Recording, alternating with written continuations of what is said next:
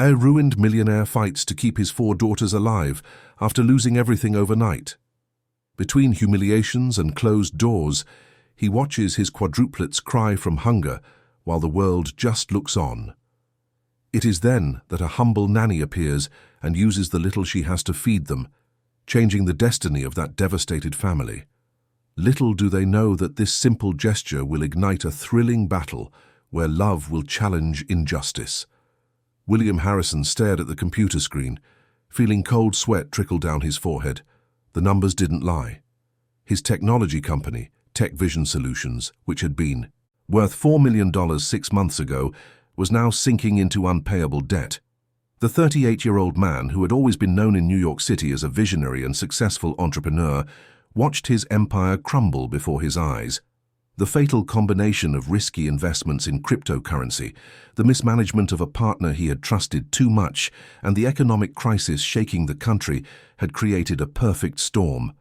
The accounts no longer balanced. Clients were canceling contracts. Suppliers demanded immediate payment. The bank threatened to foreclose on the mortgage of his mansion on the Upper East Side. William ran a hand over his tired face and looked around the luxurious office that would soon no longer be his. The glass walls offered a privileged view of the city, but he could barely appreciate it. His mind was elsewhere, specifically in the playroom of the mansion, where his 4 identical twin daughters were playing at that very moment. Sophia, Grace, Olivia, and Chloe. 5 years of pure joy and innocence. 5 years since that terrible day in the hospital when they came into the world and their mother passed away during childbirth. William felt the familiar tightness in his chest as he remembered Jessica. She never got the chance to meet the girl she had so longed for. He had promised himself he would be both father and mother to the 4 of them, that he would give them everything they needed, that they would want for nothing. Now, looking at the bankruptcy documents scattered across the mahogany desk, William wondered how he would tell his daughters that everything was ending. How would he explain to 4 5-year-old children that the house where they lived would be taken by the bank, that their toys would be sold, that the comfortable life they had always known was about to disappear? The phone rang again. It was the company's lawyer. William didn't even answer. He already knew what he would say. Inevitable bankruptcy. Chapter 11. Reorganization denied. Impatient creditors. Deadlines expired. He stood up from his chair and walked to the window.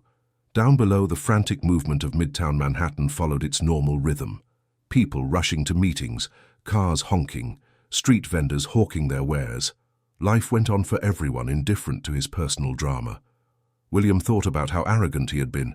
He had thought success was guaranteed, that nothing could bring down his prosperous business. He had invested heavily in high-risk projects, believing the return would be exponential. He had trusted Mark, his partner, to manage the finances while he focused on product development. He hadn't realized that Mark was embezzling funds to cover losses from his private gambling. By the time he found out, it was too late. The hole was too big to fix. The news about the crisis at Tech Vision Solutions was already circulating in business circles.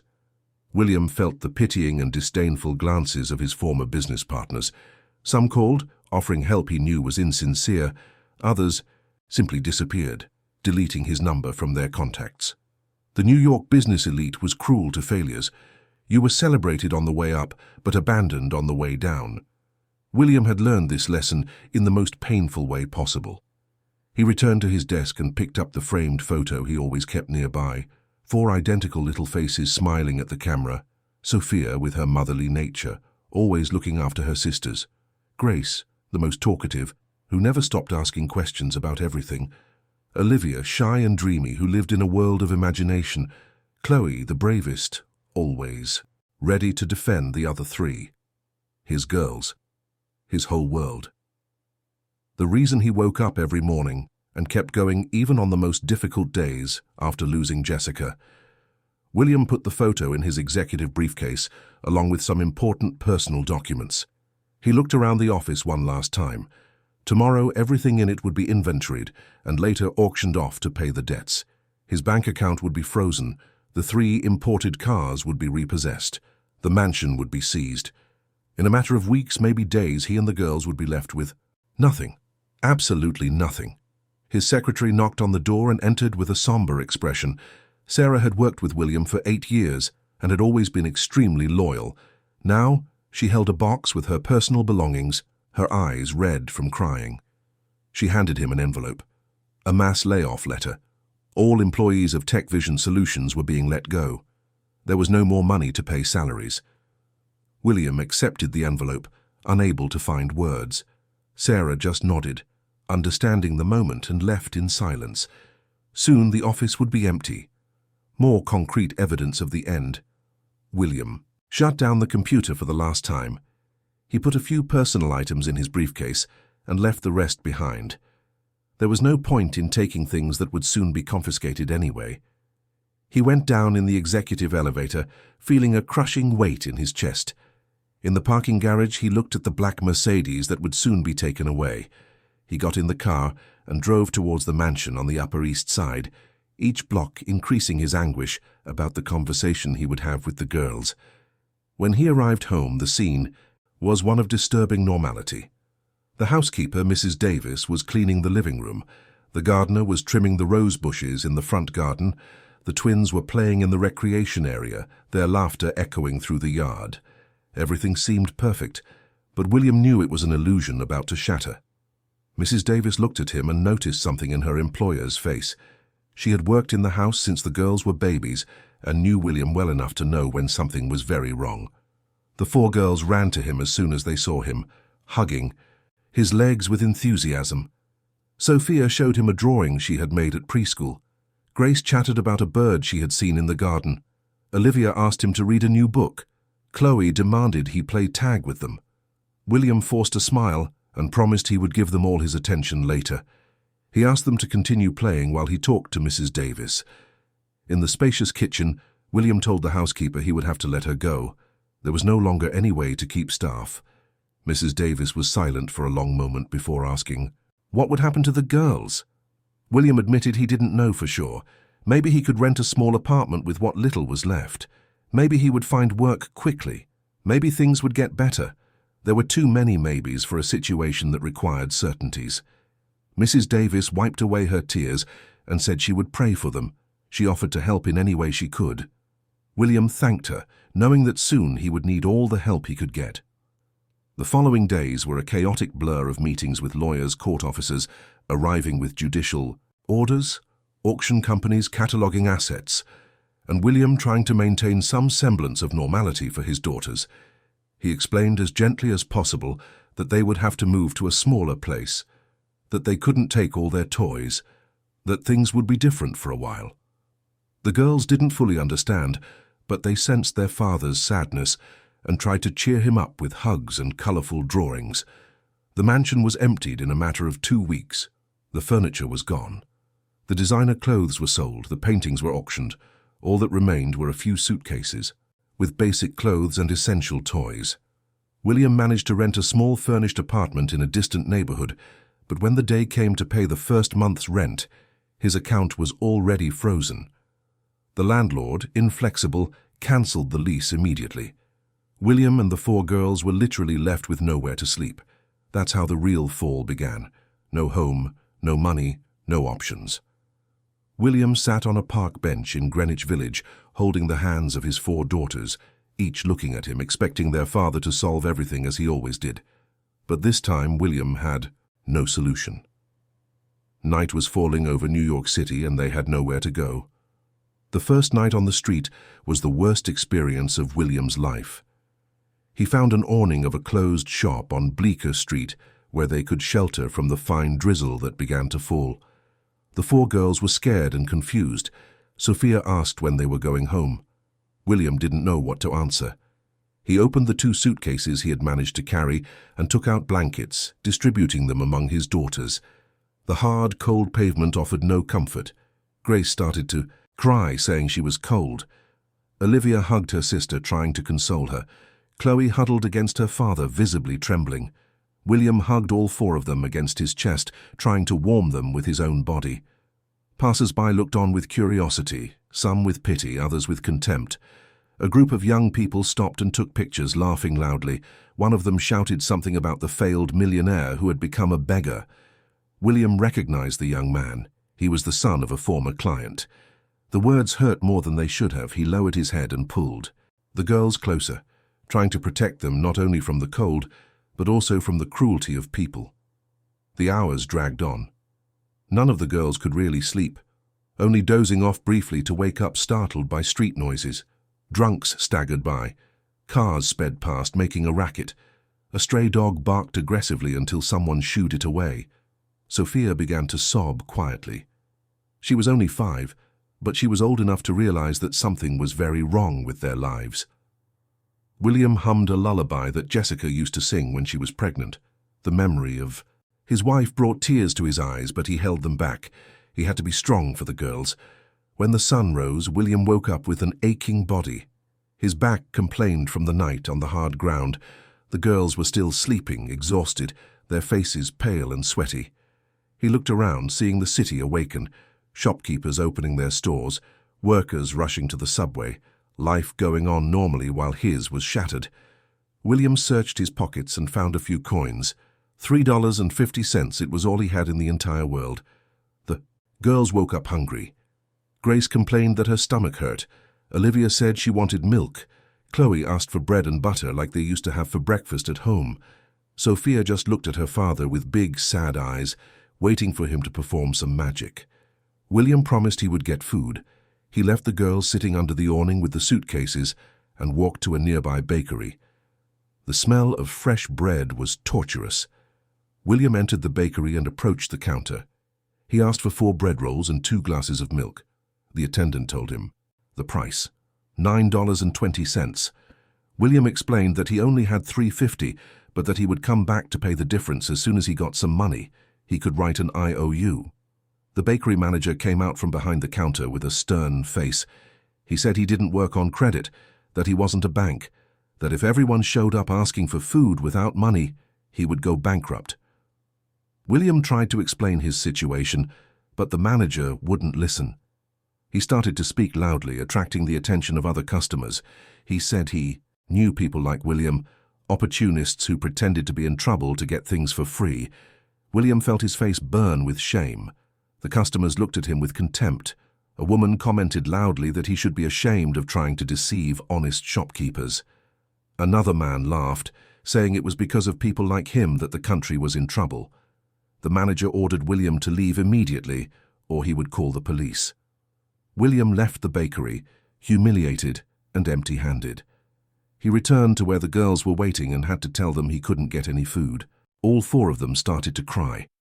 Grace sobbed that she was so hungry. Olivia curled up, holding her stomach. Chloe screamed that she wanted to eat. Sophia hugged her sisters, trying to calm them, but she was also crying silently. William sat on the ground and pulled his daughters close. He felt like the worst father in the world, unable to provide even a basic meal for his children. The man who had once owned millions now couldn't buy 4 simple bread rolls. The irony was cruel. He thought of all the wasted dinners at the mansion, all the food thrown away because the girls didn't like it or weren't hungry. Now they were crying from hunger, and he could do nothing. The hours passed slowly. William tried to distract the girls by telling stories, singing songs, playing games, but it was hard to keep their spirits up when they were all hungry and tired. In the mid-afternoon, a man stopped and offered him $5. William hesitated, but ended up accepting. It was for his daughters. Pride fed no one. With the $5 plus the coins he had, he managed to buy crackers and water. The girls devoured everything in minutes. It wasn't enough, but it was something. The second night was as bad as the first. William found another place to sleep, a public park with covered benches. He improvised beds with the blankets, but the discomfort was immense. The girls cried again. They complained about their bodies hurting. They asked to go back home. William promised they would soon find a better place, but he didn't believe his own words. During the 3rd day, William tried to look for work. He left the girls sitting in front of a public library where they would at least be safe, and he could see them through the window.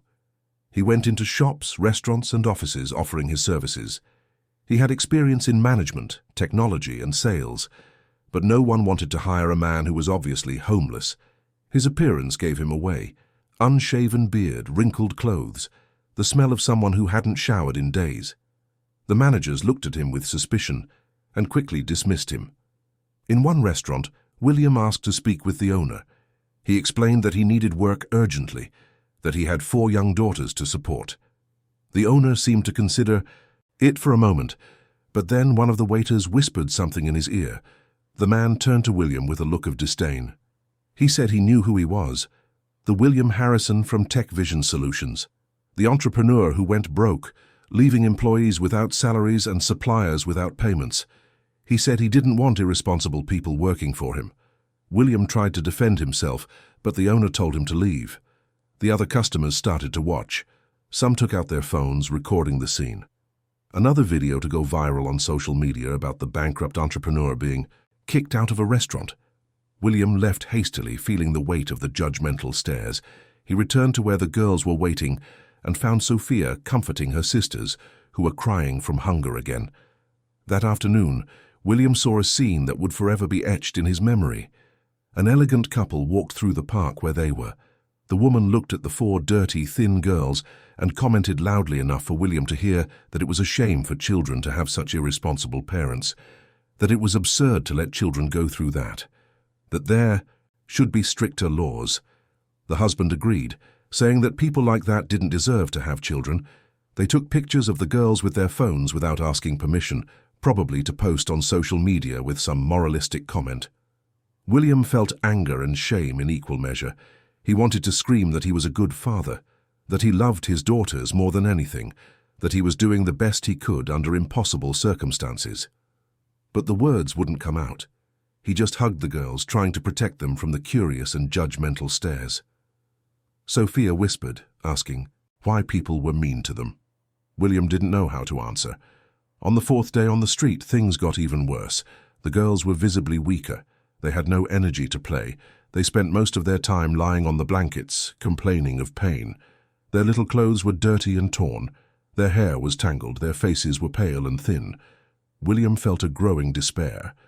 How had this happened so quickly? How had he gone from a successful entrepreneur to a man on the street with 4 hungry daughters in a matter of weeks? He tried another bakery, asking for food on credit. This time he didn't even get to explain properly. The attendant recognized the girls and said he had already heard about them, that there was no point in making a scene, that this was no place to beg. Customers started recording again. A woman commented that it was absurd to use children to gain sympathy. William left quickly, leading the girls by the hand. Grace tripped and fell, scraping her knee. She started to cry loudly. William picked her up and kept walking, feeling tears stream down his own face. It was at that moment of total despair that something changed. William was sitting on a park bench, trying to calm Grace, when a woman approached. She was young, maybe in her early 20s, with simple but clean clothes. She had an expression of genuine concern on her face. She looked at the 4 girls and then at William. She asked if they needed help. William looked at the woman with suspicion. In the last few days, he had learned that not everyone who approached had good intentions. Some came to take pictures, others to make malicious comments. Few really wanted to help. But there was something different about this young woman. Her brown eyes showed genuine compassion. She knelt in front of the girls and smiled sweetly. The woman introduced herself as Emily Carter. She said she worked as a nanny, but was currently unemployed. She explained that she had seen the scene at the bakery earlier from a distance and had been moved by the 4 crying girls. She asked if they had eaten anything that day. William admitted they hadn't, only water from a public fountain. Emily didn't hesitate. She rummaged through her bag and pulled out a few crumpled bills, $25. She said it was all she had until she got a new job, but that the children needed it more than she did. William tried to refuse. He was humiliated enough without accepting handouts from strangers, but Emily insisted, looking at the hungry little faces of the girls. She said it wasn't charity, it was humanity, that any decent person would do the same. William finally accepted with tears in his eyes. He thanked her several times. Emily smiled and said she would be right back. She went to a different bakery and returned with a Full bag, 4 buttered rolls, 2 cartons of milk, bananas and crackers. The girls ate desperately. Sophia devoured her roll in large bites. Grace drank the milk so fast she choked. Olivia ate slowly, savoring each piece as if it were her last meal. Chloe whimpered with relief between bites. Emily watched with tears in her eyes, seeing 4 such young children clearly in a state of malnutrition. She asked William how they had ended up in that situation. William told his story for the first time to someone who truly seemed interested in listening. He talked about the successful company, the sudden bankruptcy, the loss of everything, the nights on the street. He explained about Jessica, how he had been raising the 4 of them alone since she passed away shortly after giving birth. Emily listened in silence, just nodding to show she understood. When William finished, she wiped away her tears and said she was very sorry for everything they were going through. Emily sat on the bench next to them and talked to the girls. She asked their names and ages.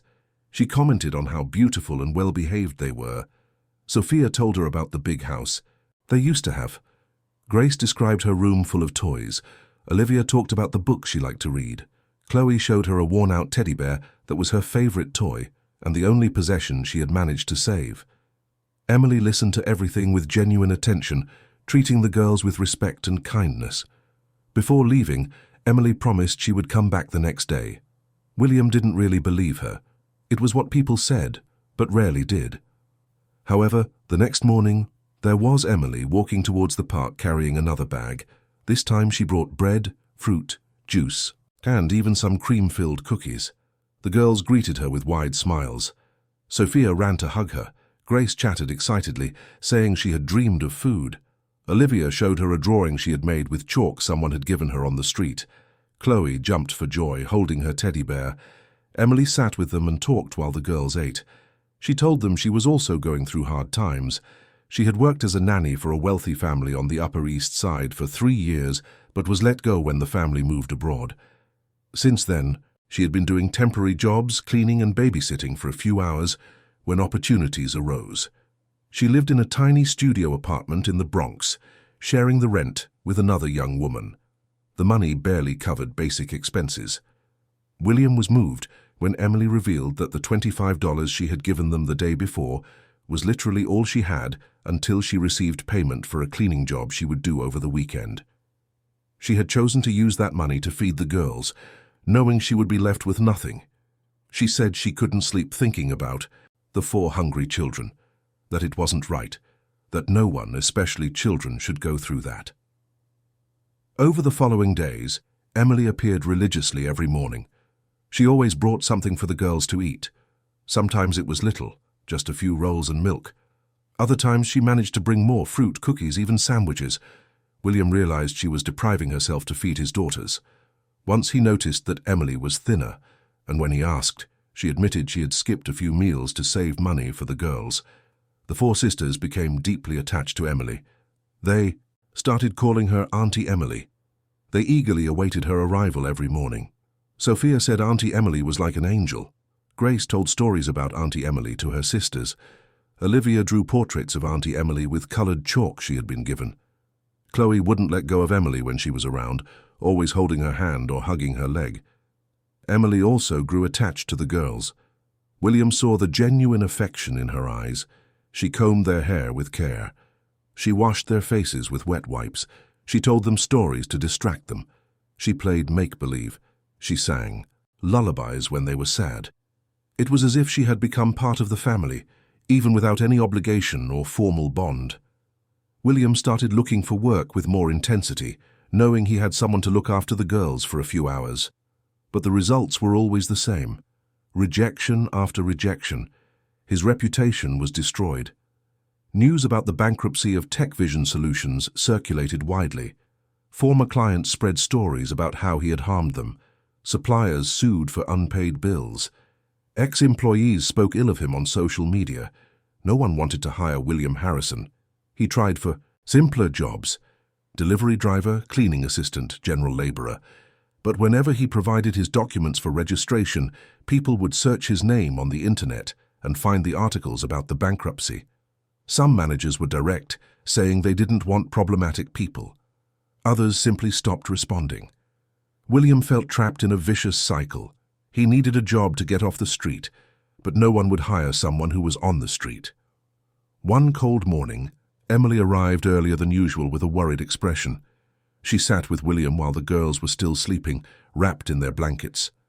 She told him that the night before, she had seen a local news report about children living on the streets of New York.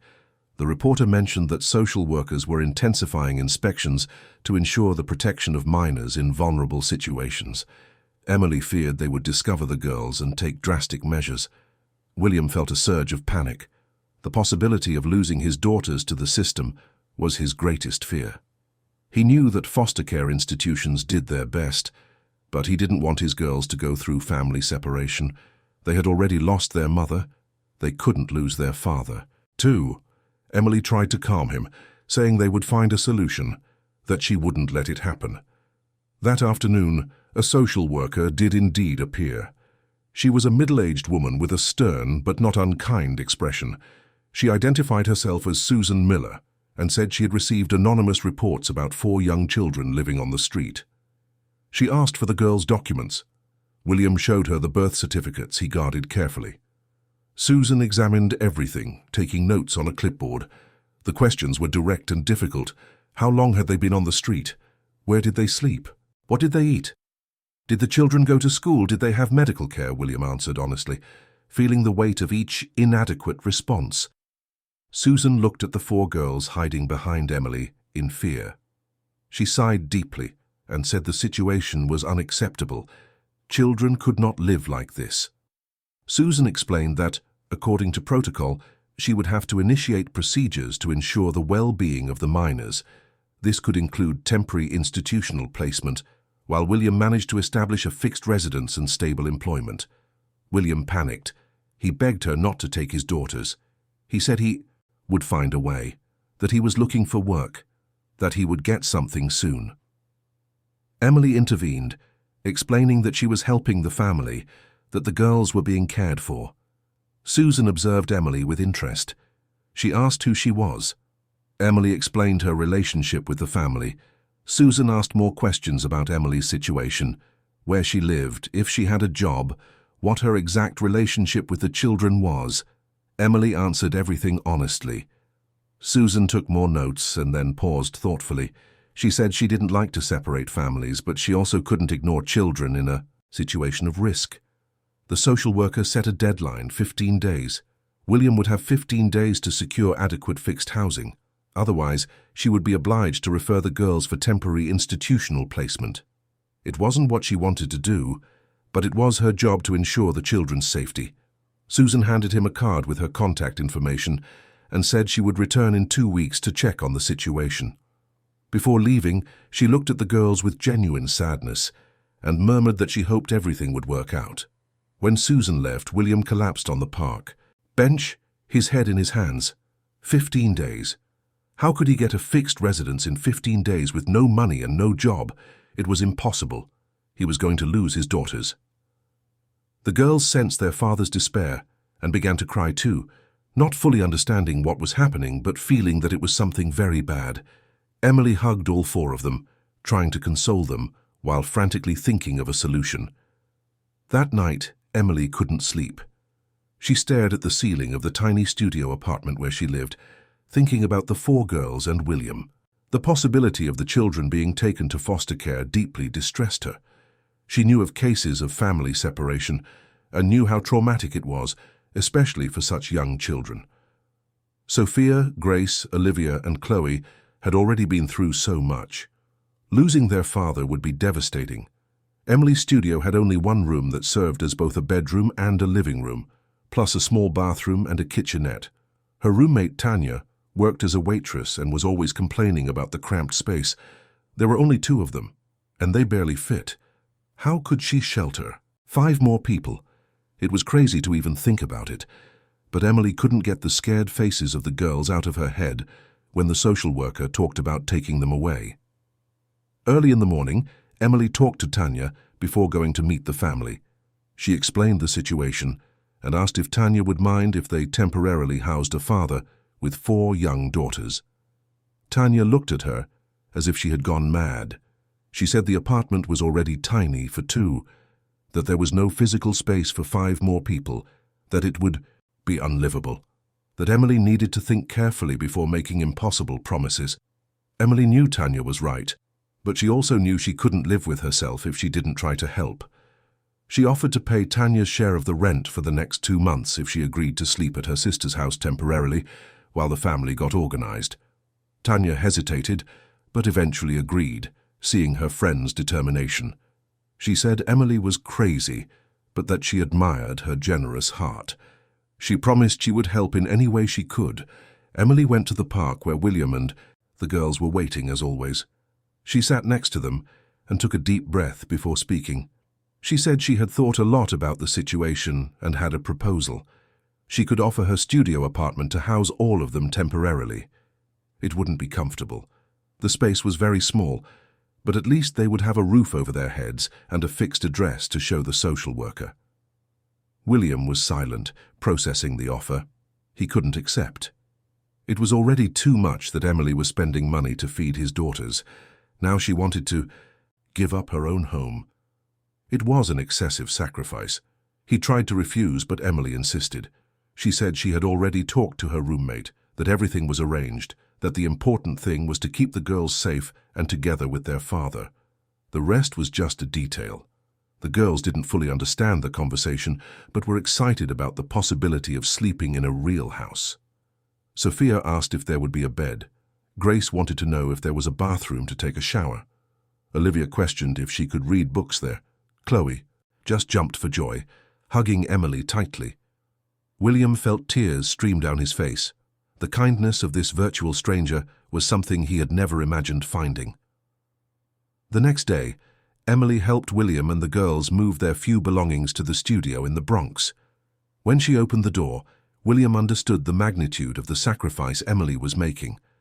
The apartment was truly tiny, a space of perhaps 200 square feet with a double bed, an old sofa, a small table, a 2-burner stove and a small refrigerator. The bathroom was so small that one person could barely fit. There was no way 5 people could live there comfortably, but it was infinitely better than the street. Emily showed them everything, explaining how it worked. The shower sometimes failed, but usually worked. The refrigerator made noise but kept things cold. The stove needed to be lit with a match, but it cooked just fine. The girls explored every corner of the small apartment, amazed. For them, accustomed to the mansion but now coming from the street, that simple studio seemed like a palace. Grace shouted with joy when she saw the shower. Olivia hugged the old sofa, as if it were the most luxurious piece of furniture in the world. William organized their things as best he could. The girls would sleep on the bed with Emily. He would sleep on the sofa. It wasn't ideal, but it would work. Emily prepared a simple lunch of rice, beans, and eggs. It was the first hot meal the girls had had in weeks. They ate with such pleasure that Emily had to make more because the initial amount wasn't enough. Seeing those children finally satisfied brought tears of joy to her eyes. In the following days, they established a routine. Emily woke up early and prepared breakfast for everyone. William went out looking for a job. The girls stayed with Emily, who invented games to entertain them in the small space. They drew, told stories, sang songs. Emily taught them simple games that didn't require toys. The girls loved every minute with her. At night when William returned, always discouraged by more rejections, Emily prepared dinner with the little they had. They talked about their day while the girls played. Slowly, William began to open up more to Emily. He told her about Jessica, how they met in college, how she was dreamy and affectionate, how happy she was when she found out she was expecting quadruplets, despite the risks the doctors warned about. He talked about the day of the delivery, how everything seemed to be going well until complications arose and Jessica passed away, leaving 4 newborn babies and a devastated husband. Emily listened, holding William's hand. She said Jessica would be proud of the father he was, of how he loved and cared for the girls, even in the most difficult circumstances. William cried for the first time since Jessica had passed. He cried for his lost wife, for his destroyed company, for the life that had crumbled. But he also cried with gratitude for the extraordinary woman who had appeared to help them when they needed it most. The social worker, Susan, appeared on the 10th day as promised. She inspected the studio, taking notes on everything. She asked about the relationship between William and Emily. Both explained honestly that they were just friends, that Emily was helping them temporarily. Susan talked to the girls separately. She asked if they were happy there, if anyone hurt them, if they had enough food. All four enthusiastically replied that they were very happy, that Auntie Emily was very nice, that Daddy was looking for a job, that they liked the little house. Susan examined the kitchen and the bathroom. She checked if there was food in the refrigerator. She checked the hygiene conditions. Everything was adequate under the circumstances. The studio was too small for 5 people, but it was clean, organized, and the children were clearly being well cared for. Susan talked to Emily about her work plans. Emily explained that she was doing temporary jobs but was looking for a permanent position as a nanny. At the end of the inspection, Susan sat with William and Emily and gave her assessment. The situation was not ideal, but it was within acceptable parameters. The children had a fixed residence, were fed, clean, and emotionally stable. William had an address to use on his resumes. Emily's presence as a mother figure was positive. Susan decided not to refer the girls for institutional placement for the time being. However, she would make monthly visits to monitor the situation. If conditions worsened, she would have to reconsider. William and Emily thanked her profusely. Susan looked at them with a serious but not insensitive expression. She said she saw the genuine love they both had for the children, that she hoped they would overcome this difficult phase, but she warned that they needed stability. William needed to get a permanent job. They would eventually need a larger space. They couldn't live indefinitely in 200 square feet. She gave them another month to see concrete improvements. When Susan left, everyone breathed a sigh of relief. They had bought some time. The girls would not be taken away, but the pressure had increased. William needed to get a job. Urgently, he intensified his search. He woke up before dawn and scoured newspapers, websites, and walked through commercial districts offering his services. He faced rejection after rejection, but did not give up. His daughters depended on him. Emily depended on him. He could not fail. Emily also looked for a permanent job. She did cleaning jobs, babysat for a few hours, and took any gig that came up. Money was always tight. Sometimes they had to choose between buying food or paying the electricity bill.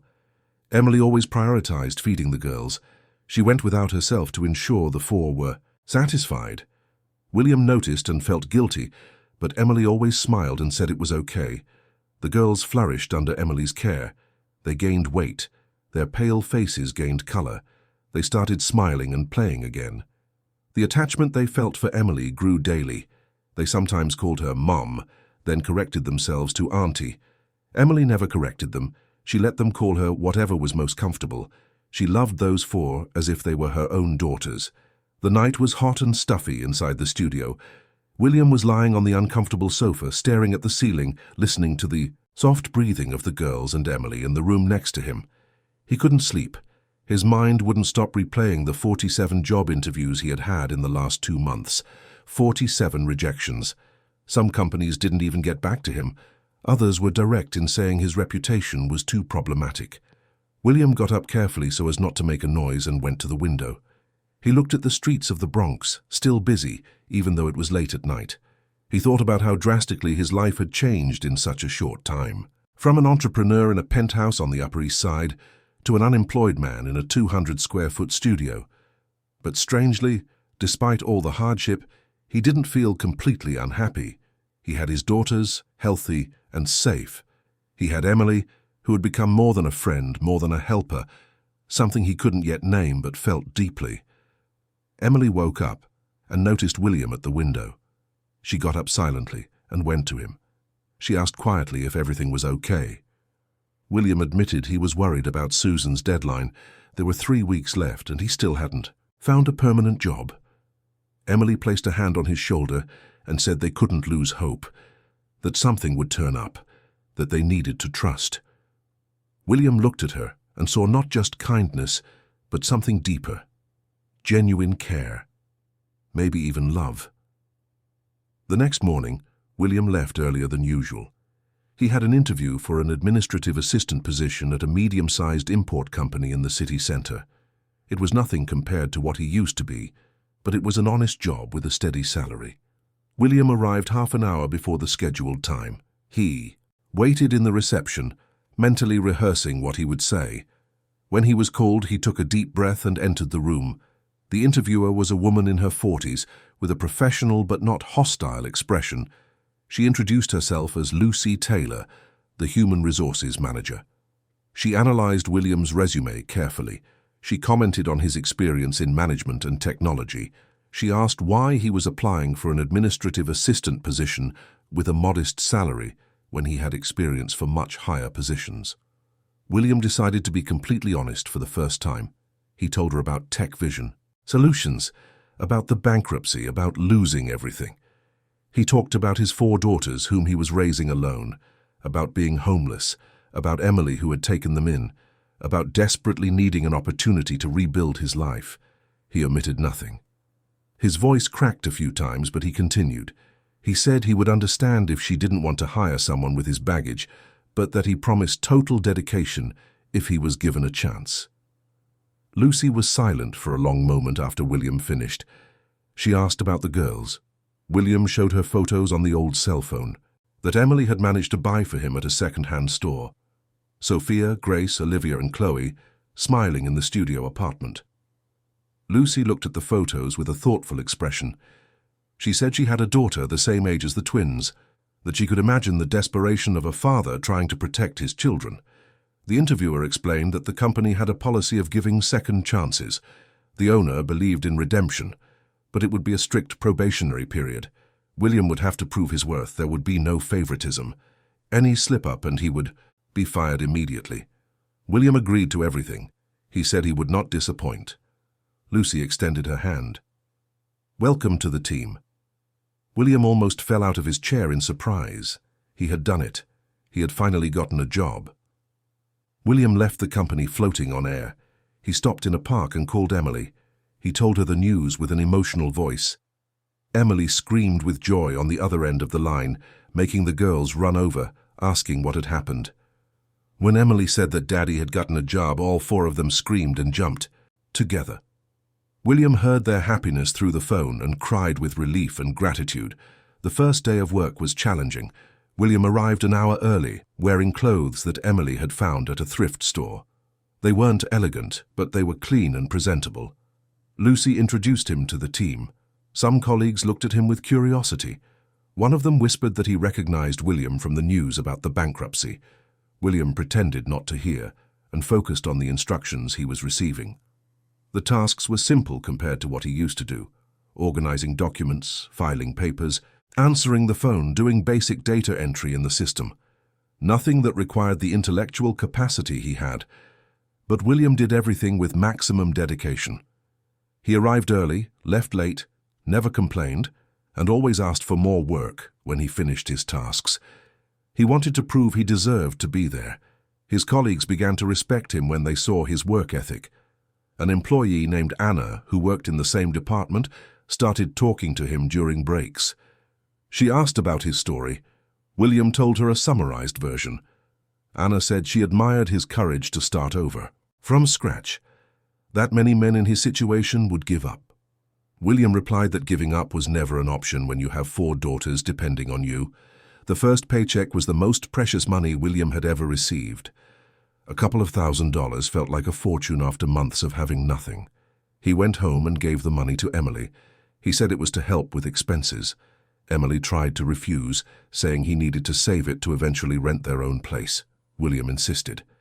She had been supporting 5 people on her own for months. It was only fair for him to contribute now that he could. Emily accepted, moved. Together they calculated the expenses: rent, electricity, water, gas, food. There was little left over, but there was something. For the first time in a long time, they could breathe a little easier.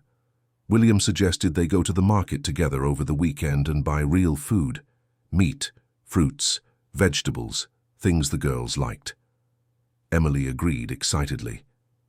On Saturday, all 6 of them went to the neighborhood supermarket. The girls were amazed by the quantity of products. Sophia wanted to buy everything she saw: Grace asked for cream-filled cookies. Olivia chose colourful fruits. Chloe hugged boxes of juice. William and Emily laughed, seeing their joy over such simple things. They bought what they could within their budget. They returned home loaded with bags, feeling rich. Emily prepared a special lunch on Sunday. Rice, beans, roasted chicken, salad, and even a simple carrot cake for dessert. The girls ate until they couldn't eat anymore. Afterwards, they all sat together in the small living room, watching cartoons on an old television that Emily had. William looked around. The cramped studio, old furniture, peeling walls. But he also saw his 4 happy daughters, Emily smiling beside him, and he felt something he hadn't felt in a long time: peace. In the following weeks, the established routine worked well. William worked during the day. Emily continued to do temporary jobs whenever possible for extra income. The girls stayed with Emily, who taught them letters, numbers, and told them stories. At night, William would come home tired but always reserved time to play with his daughters before they went to sleep. It was during one of those nights that it happened. The girls were already asleep. William and Emily were talking quietly in the living room about their plans for the future. Emily mentioned that she might get a permanent job as a nanny again. A nearby family was looking for someone. William felt a pang in his chest at the thought of Emily working for another family. It wasn't exactly jealousy, or maybe it was. He realized in that moment that his feelings for Emily had evolved far beyond gratitude or friendship. Emily noticed William's expression and asked what he was thinking. William hesitated. He didn't want to ruin the relationship they had. He didn't want to pressure Emily when she already did so much for them. But the words came out anyway. He said he was afraid she would leave, that the girls needed her, that he needed her, that in the last few months she had become essential in their lives. Emily was quiet for a moment. Then she admitted that she was afraid too, afraid of getting too attached and then having to leave, afraid of getting in the way of William's life, afraid of her own feelings that grew every day. William gently took her hand. He said she wasn't in the way at all. That on the contrary she had saved their lives, that without her he would have lost everything, including his daughters. They looked at each other in silence. The air seemed charged with emotion. William leaned in slowly, giving Emily time to pull back if she wanted. She didn't. Their lips met in a soft, meaningful kiss. When they parted, both had tears in their eyes. Emily whispered that she loved the girls. William replied that the girls loved her too, and that he loved her too. That night, they fell asleep in each other's arms on the small sofa. For the first time in a long time, they both slept deeply, without worries tormenting their dreams. They had found in each other something precious they thought they had lost forever: hope, love, and the possibility of a better future. 3 months had passed since William started working. Life in the studio was still cramped, but it worked. The girls turned 6 with a simple party that Emily organized. Homemade cake, fried snacks, fruit juice, and lots of hugs. The 4 of them blew out the candles together, making the same secret wish. They wanted Auntie Emily to stay with them forever. William and Emily exchanged glances, knowing exactly what the girls had wished for. William was excelling at work. Lucy had praised his dedication several times. She mentioned the possibility of a promotion after he completed 6 months with the company. The salary could increase to $3,000 a month. It would be a significant difference. It would perhaps allow them to rent a larger apartment, to give more comfort to the girls and Emily. The hope of better days kept William motivated even on the most tiring days. Emily had managed to get some regular babysitting jobs. 3 families hired her regularly a few times a week. The extra money helped a lot. She saved every penny thinking about the future. She wanted to buy new clothes for the girls, maybe enroll them in a preschool, give them opportunities that every child deserved. The girls were smart and curious. They deserved a proper education. It was on a Thursday afternoon that everything changed. William was at work when his cell phone rang. It was an unknown number, he answered, thinking it might be a client from the company. The voice on the other end was female, soft, but formal. The woman introduced herself as Patricia Sterling and said she was the sister of William's father, who had passed away many years ago. William was surprised. He didn't know he had an aunt. His father had never mentioned having a sister. Patricia explained that she and her brother, William's father, had been distant. They had drifted apart due to family issues decades ago. She had lived in Ohio for most of her life and had lost contact with her family in New York. Recently, she had learned through mutual acquaintances about William's situation and his 4 great nieces. She said she was deeply concerned to learn that the girls were going through difficulties. William didn't know how to react. The story seemed strange. Why would an aunt he had never met show up right now? Patricia said she would like to meet the girls. That, as the only living relative on the paternal side, she felt a responsibility to help. William thanked her politely, but said they didn't need help. They were managing well. Patricia insisted, saying she would at least like to meet her nieces. William promised to think about it and hung up, uncomfortable with the call. When he told Emily about the conversation, she also found it strange. It seemed too convenient for an unknown relative to appear out of nowhere. But maybe it was genuine. Maybe the woman really wanted to meet the girls. William decided it wouldn't hurt to allow a meeting in a public place. They arranged to meet in a park over the weekend. Patricia arrived at the agreed time, driving an imported car. She was an elegant woman of about 60, well-dressed and with a refined posture. She smiled when she saw the 4 girls and knelt to greet them. She brought gifts, expensive dolls, illustrated books, fine chocolates. The girls were delighted but shy. They didn't know this lady.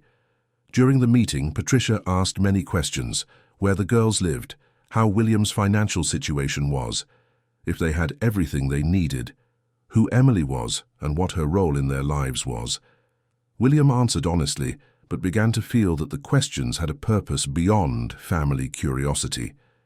Emily also noticed and became alert, observing attentively. Patricia commented that her house on the Upper East Side was too big for one person, that she had spare rooms, that the girls could visit her whenever they wanted. William thanked her but said they were fine where they were. Patricia didn't insist, but her gaze as she observed the girls' simple clothes, their worn-out shoes, said a lot. When she said goodbye, she promised to keep in touch. William had a bad feeling.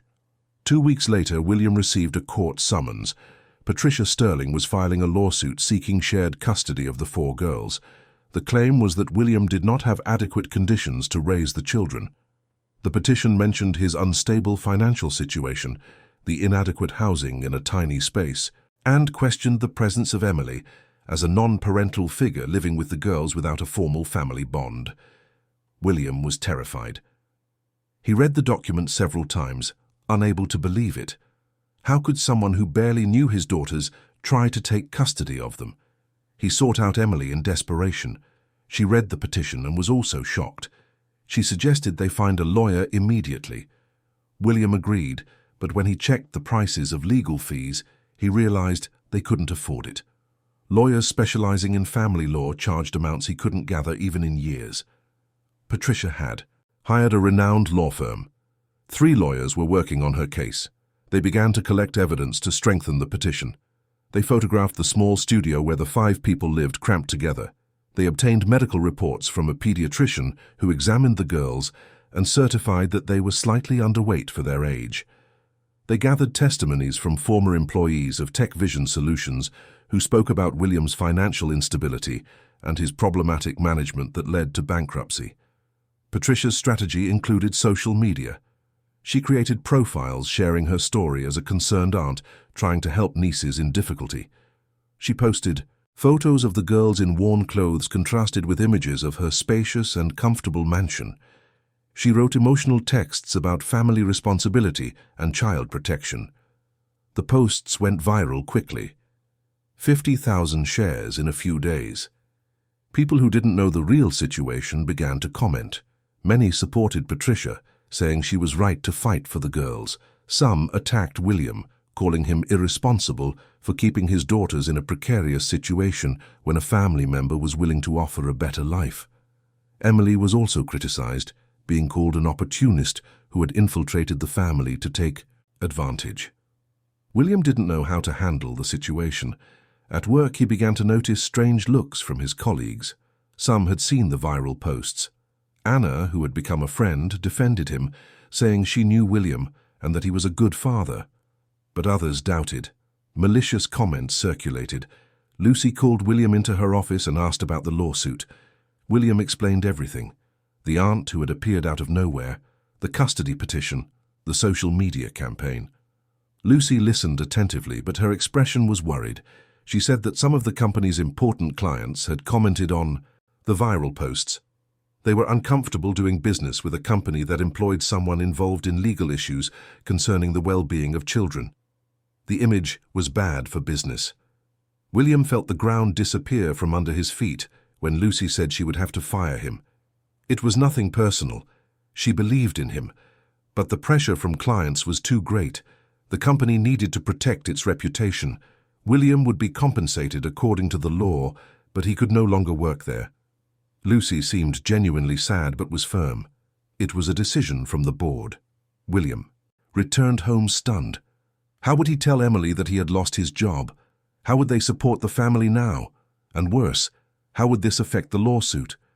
Patricia would use his unemployment as more evidence that he was unfit to care for the girls. It was as if everything was conspiring against them. Every attempt to get back on his feet was knocked down by another tragedy. Emily noticed immediately that something was wrong when William arrived. He collapsed on the sofa and told her about the dismissal. Emily hugged him as the tears finally fell. William cried, out of frustration, anger and fear. Fear of losing his daughters, fear of failing them again, fear that Patricia was right and that he really wasn't capable of giving them what they deserved. Emily held his face between her hands and said firmly that they would not give up, that they would fight with everything they had, that the girls belonged with William because he loved them and they loved him. Money and mansions didn't make a family. Love did, and they had love in abundance. William nodded, trying to believe her words. But fear still gripped his chest. The girls realized something was wrong. Sophia asked why Daddy was sad. William forced a smile and said everything was fine, just tired from work. Grace didn't believe him. She was too perceptive for her age. She climbed onto William's lap and hugged his neck tightly. She said that when she grew up, she would work and take care of Daddy. Olivia and Chloe joined the group hug. The four girls enveloped William and Emily in a tight embrace full of pure and unconditional love. In that moment, William knew he couldn't give up. His daughters needed him and he needed them. It didn't matter how many obstacles Patricia put in their way. It didn't matter how many times he fell. He would always get up because those four girls deserved a father who would fight for them until the end. The following days were a mixture of despair and determination. William scoured job listings every morning, while Emily did her best to keep the girls' routine normal. They sensed the tension in the air, but didn't fully understand what was happening. They just knew that the lady they met in the park wanted something from them, and it made Daddy and Auntie Emily very worried. Patricia's social media campaign grew exponentially. She posted daily updates on the case. She shared photos of the mansion where the girls could live, spacious rooms decorated with children's themes, a complete playroom, a large garden with swings and a slide. She compared all of that to the cramped studio where 5 people shared 200 square feet. The comments were overwhelmingly in her favor. Emily read the posts, feeling angry and helpless. People didn't know William. They didn't know how much he loved his daughters. They didn't understand that the girls didn't need mansions and expensive toys. They needed their father's love and presence, but it was hard to compete with beautiful images and well-crafted speeches. Patricia had even hired a public relations firm to manage her public image. William tried to respond to the accusations by also creating a social media profile. He posted photos of the girls happy in the studio. He wrote about the love that united them as a family. But his posts didn't have the reach of Patricia's. Few shared them. Some comments were cruel, saying that love doesn't pay bills or feed children, that he was being selfish by keeping his daughters in a precarious situation when there was a better option. Patricia's lawyer scheduled a preliminary hearing. William tried to get a public defender, but was told he would have to wait months to be seen. Patricia's case was moving at an accelerated pace, while William was stuck in bureaucracy. Emily suggested they look for young, newly graduated lawyers who might take cases pro bono. It was a desperate suggestion, but it was all they had. During this time, Patricia requested a temporary custody injunction. She argued that the girl's situation was one of imminent risk. The father was unemployed again, living in an inadequate space, with no real prospects for improvement. Her lawyers presented robust documentation, photos, medical reports, testimonies, Patricia's proof of income showing she had excellent financial means.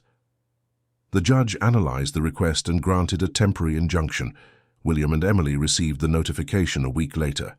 The girls would be transferred to Patricia's custody for a period of 30 days while the case was evaluated more deeply. Court officers would come to pick up the children the following Monday. William read the document, trembling. They had 3 days. Only 3 days before his daughters were taken away. Emily watched William fall apart. He held the paper with trembling hands and began to sob. They couldn't take his daughters from him. They couldn't. But the document was clear and official. It had the force of law. If they refused to hand over the girls, they would be arrested for contempt of court. William was trapped in a nightmare with no apparent way out. They didn't tell the girls immediately. How could they explain that they were going to be taken from their home? How could they prepare 6-year-old children for such a traumatic separation? Emily and William spent that weekend doing everything the girls loved. They went to the park. They bought ice cream with the last few dollars they had. They watched cartoons together. William read all the stories the girls asked for. Emily combed their hair with extra care. Every moment was precious, knowing it would soon be interrupted. On Sunday night, William finally sat down with the 4 of them and tried to explain. He said they were going to get to know Aunt Patricia better, that they would stay at her house for a few days. Sophia asked for how long. William couldn't answer. Grace asked if Daddy and Auntie Emily would go too. William said no, it would just be the 4 of them. Olivia started to cry, saying she didn't want to go without her daddy. Chloe clung to William's arm, saying she wasn't going anywhere. Emily tried to calm the girls, saying it would be temporary, that they would be home soon, but the children could tell from the adults' voices that something was very wrong. All 4 cried, hugging their father and Emily, begging not to have to go. William promised he would do everything to bring them back quickly, that Daddy would always take care of them, that their love for each other wouldn't change even when they were apart. No one slept well on Sunday night. The girls woke up scared several times. William and Emily stayed awake too, listening to the children's sobs from the next room. In the middle of the night, they all ended up gathering in the bed, hugging each other. The 4 girls squeezed between William and Emily, seeking comfort they would soon no longer have. On Monday morning, Emily prepared a special breakfast, pancakes which the girls loved, but none of them could eat much. They were too nervous. William packed a small backpack for each of them with some clothes and Chloe's teddy bear. Grace insisted on taking her favorite storybook. Olivia put the drawings she had made for her daddy inside her backpack. Sophia hugged all her sisters, saying they needed to stay together and take care of each other. The court officers arrived promptly at 10 in the morning, accompanied by a social worker. It wasn't Susan. It was another, younger woman with a neutral professional expression. She checked the documentation and explained that the girls would be taken immediately to Patricia's house. The process would be quick to minimize trauma. William asked for a few minutes to say a proper goodbye. The scene that followed would be forever engraved in the memory of everyone present. The 4 girls clung to William and Emily desperately. Sophia screamed that she didn't want to go. Grace cried, saying she was scared. Olivia hugged Emily's neck so tightly it hurt. Chloe wailed for Daddy repeatedly. The officers tried to be gentle but firm. They had a court order to follow. William kissed each of his daughters on the forehead. He said he loved them more than anything in the world, that he would think of them every second, that they would be together again soon. He promised he would never give up on them. Emily also hugged each girl, whispering words of comfort. She told them they were strong, that they were brave, that everything would be okay. When the officers began to lead the girls away, Sophia clung to the doorframe. Grace kicked, trying to break free. Olivia cried so loudly that the neighbors came out to see what was happening. Chloe screamed for her daddy, her voice growing more desperate as she was carried down the stairs. William tried to run after them, but Emily held him back.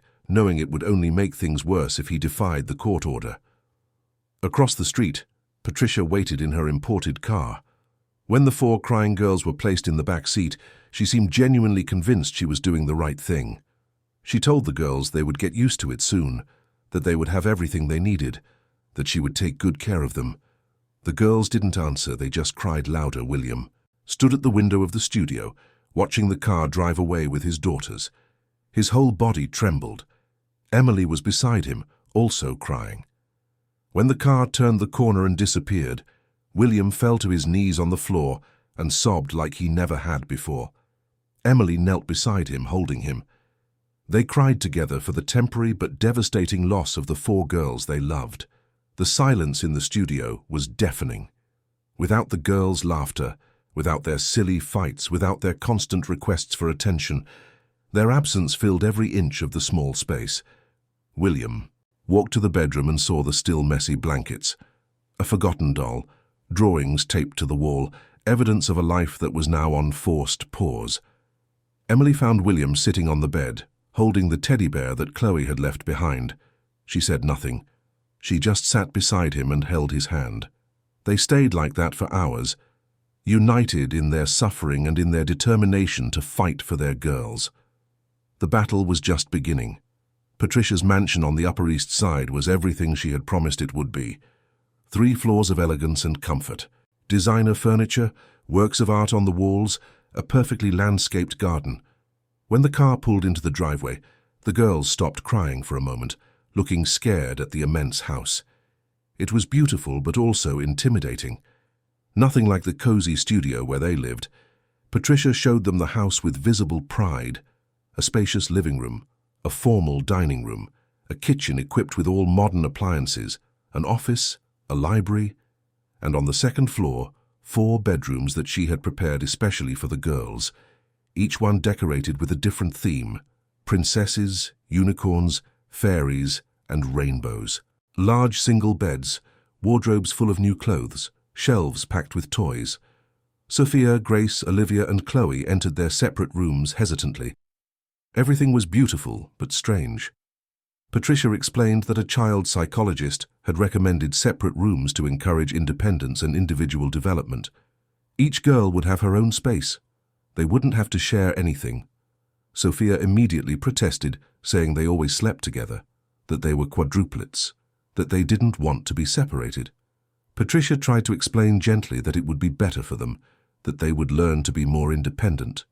But the girls didn't understand or agree. Grace started crying again, asking to go home. Olivia huddled in a corner of the room, refusing to touch the beautiful toys.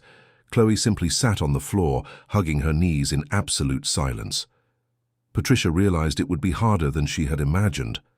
In the first few days, Patricia tried to establish a routine. She hired 2 professional nannies to help with the girls' basic care. A cook prepared nutritious and balanced meals. The girls ate at fixed times, seated at the formal dining table. They had regular baths in the luxurious bathroom. They wore the new, expensive clothes that Patricia had bought. Outwardly, everything seemed perfect, but emotionally the children were deteriorating. The girls refused to sleep in separate rooms. Every night they cried, asking to be together. Patricia was initially firm, keeping each one in her own room, but the screaming and crying lasted for hours. The nannies reported that the children woke up from nightmares several times a night. Sophia called for her father. Grace asked for Auntie Emily. Olivia just cried non-stop. Chloe was silent, but her tears soaked the expensive pillow.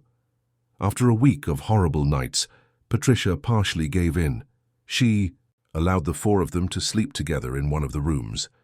The girls immediately piled into the same bed, hugging each other, seeking comfort from one another. Patricia watched from the doorway, feeling lost. She had never had children. She didn't understand the desperate need the 4 of them had for constant physical proximity. To her it seemed unhealthy, but clearly, for the girls, it was essential. Food was also a problem. The cook prepared elaborate and nutritious dishes, organic vegetables, lean meats, natural juices. But the girls barely touched the food. They said they weren't hungry. They wanted the rice and beans that Auntie Emily made. They wanted the Sunday pancakes. They wanted to eat with Daddy and Auntie Emily, talking and laughing. They didn't want to sit alone at a large table in a silent room. Patricia tried to talk to the girls, but she couldn't connect. She asked about their days, about what they liked, about school. The answers were monosyllabic. Yes, no, maybe. The children were polite but distant. They didn't run to hug her.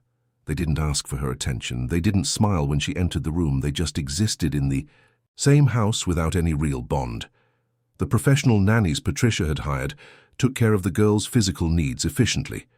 They gave them baths, changed their clothes, supervised meals, and ensured they had proper sleep schedules. But there was no genuine affection. They were employees performing tasks. The girls could tell the difference between professional care and real love. They missed Emily's tight hugs, the stories she told with funny voices, the silly games she invented to make them laugh. Sophia, as the oldest by a few minutes, tried to take care of her sisters. She comforted Grace when she cried a lot. She made up stories to distract Olivia. She hugged Chloe when she became too quiet and distant. But Sophia was only 6 years old. It was too heavy a burden for such a young child to carry the responsibility of keeping her sisters emotionally stable. The girls began to lose weight despite the adequate nutrition. The sadness was literally consuming their little bodies. The chubby cheeks they had gained while living with Emily became pale and thin again. Dark circles appeared under their big eyes. The sparkle they always had disappeared. They looked like sad, lifeless dolls wandering through the oversized mansion. Patricia consulted a private pediatrician. The doctor examined the 4 of them and confirmed that they were physically healthy. But he warned that the weight loss and behavioral changes indicated severe emotional distress. He recommended psychological counseling. Patricia hired a child psychologist immediately. The professional spoke with each girl separately. The psychologist's report was clear. The 4 girls showed signs of childhood depression and extreme separation anxiety. When asked what they wanted most in the world, they all answered the same thing: to go back home with Daddy and Auntie Emily. The psychologist strongly recommended that visits with their father be allowed to minimize the trauma. Patricia considered it, but decided to wait for the final court decision. She feared that visits would complicate the adaptation process. An employee who worked in the mansion observed everything with growing concern. Christina had been Patricia's housekeeper for 5 years. She knew her employer well and knew that she genuinely believed she was doing what was best for the girls. But Christina also saw the children's obvious suffering. She saw how they cried in secret, how they hugged each other desperately, seeking comfort, how they withered away, despite all the material resources available. Christina began to document things discreetly. She used her phone to record short videos when Patricia wasn't around. She filmed the 4 girls locked in separate rooms, crying desperately in the first week. She recorded a conversation between Grace and Sophia where Grace asked if Daddy had forgotten them, and Sophia tried to console her, saying that Daddy loved them and would come back for them. She recorded Olivia drawing portraits of her father and Emily, with tears falling on the paper. She captured Chloe hugging her old teddy bear, whispering that she wanted to go home. The housekeeper also witnessed revealing conversations from Patricia. One afternoon, Christina was cleaning the office when Patricia was on the phone with her therapist.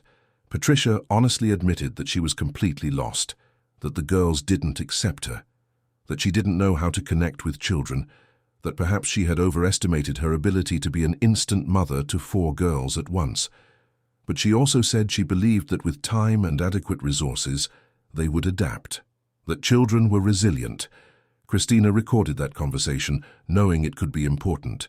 She wasn't sure what she would do with the videos, but her conscience told her to document it. Those children were suffering and someone needed to be their voice. Patricia wasn't evil. Christina believed that. But she was wrong about what the girls needed, and someone needed to show that to her, and to the judicial system that had decided to separate those children from the people who truly loved them. Meanwhile, in the studio, William and Emily lived days of agony.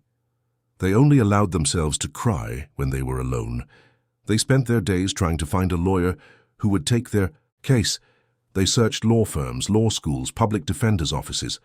Their story was moving, but few had the resources or availability to take on a legal battle against a renowned firm like the one Patricia had hired. Emily made a painful decision. She sold her cell phone for $200. She sold the old laptop she had gotten from a previous job for $300. She went to the safe where she kept her most precious possession and took out her mother's wedding ring, who had passed away years ago. It was the most significant inheritance she had. She took it to a pawn shop and got $1,300. In total, she had $1,800. It wasn't much, but it was all she could gather. With that money, Emily looked for newly graduated lawyers. She visited small offices. She explained the situation and offered what she had. Many refused, saying it was insufficient. Others said the case was lost from the start. How could they compete with a team of 3 experienced lawyers, robust evidence, and a successful media campaign?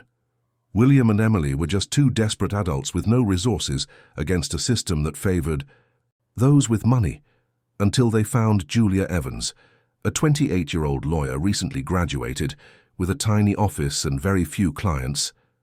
Julia listened to the whole story and was silent for a long time. Then she told them that when she was 8 years old, she had been separated from her biological family due to financial issues. They placed her in a foster home for 2 years until her family's situation improved. Those were the worst years of her life. She had decided to study law to help families like hers not be destroyed by a lack of money. Julia said she would take the case pro bono. She wouldn't charge anything. Emily tried to give her the $1,800, but Julia refused. She said they should keep it for the girls, that they would need it later. William and Emily hugged the young lawyer, crying with gratitude and relief. They finally had someone on their side willing to fight.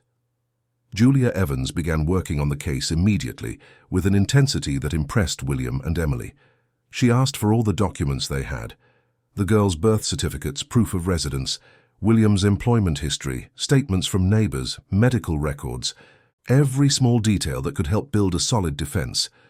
Julia also asked William and Emily to write a detailed timeline of everything that had happened since the company's bankruptcy. William spent nights writing his story, every important moment recorded on paper. How he had cared for the 4 babies alone after losing Jessica, how he had built a successful company while raising his daughters, how everything had crumbled so quickly, how he had ended up on the street, how Emily had appeared like a saving angel, how they had rebuilt a modest but happy life. Every word was charged with emotion. Julia read it all with tears in her eyes. Emily also wrote her testimony. She explained why she had decided to help a family of strangers, how she had grown attached to the girls, how love had grown naturally among them all, how even without financial resources they managed to be happy together. She described the simple but affectionate routine they had in the studio. Julia realized she had powerful emotional material, but needed concrete evidence to compete with what Patricia had presented. That's when something unexpected happened. Julia received an anonymous email. There was no identified sender. The message was short, just saying that it attached files that might be useful for the case of the 4 Harrison girls. Julia hesitated before opening it, thinking it could be a virus or a scam. But curiosity won. The files were videos, dozens of them, all showing the girls in Patricia's mansion. Julia watched each video with growing shock. She saw the 4 children locked in separate rooms, crying desperately. She heard Sophia trying to comfort her sisters through the walls. She watched Olivia wither away as she drew her father. She observed Chloe in a traumatic silence, hugging her old teddy bear. The videos clearly showed that despite all the adequate physical structure, the girls were suffering enormously. One particularly impactful video showed a conversation between the 4 of them when Patricia wasn't present. The girls were sitting together on the large bed, talking quietly. Grace asked if Daddy had forgotten them. Sophia said no, that Daddy loved them. Olivia cried, saying she missed Auntie Emily so much. Chloe whispered that she wanted to go back to the little house where they were happy. The video perfectly captured the emotional suffering of the children.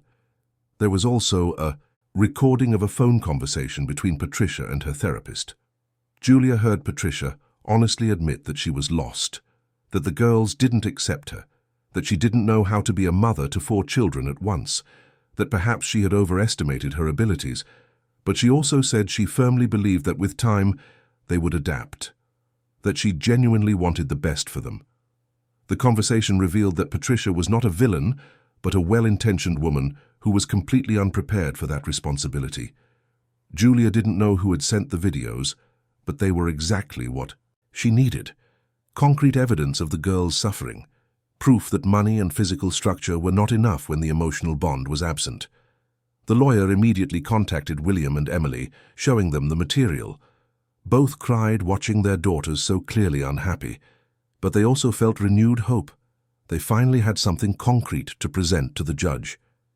In the mansion, Christina continued her discreet documentation. She knew she had done the right thing by sending the videos anonymously. She could lose her job if Patricia found out, but her conscience was at peace.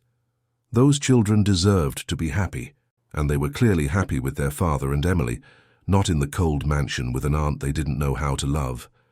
Patricia noticed that something was wrong, but couldn't identify what it was. The girls seemed more and more withdrawn. They ate less. They played less. They smiled less. She consulted more specialists. They all said variations of the same thing. Children needed time to adapt. They recommended patience and consistency. Patricia tried to follow the advice, but felt a growing frustration. Why couldn't the girls see that she was offering them a better life? The date for the final custody hearing was set. It would be in 3 weeks. Julia worked tirelessly preparing the defense. She organized all the documents. She edited the videos to show a chronological sequence of the girls' suffering.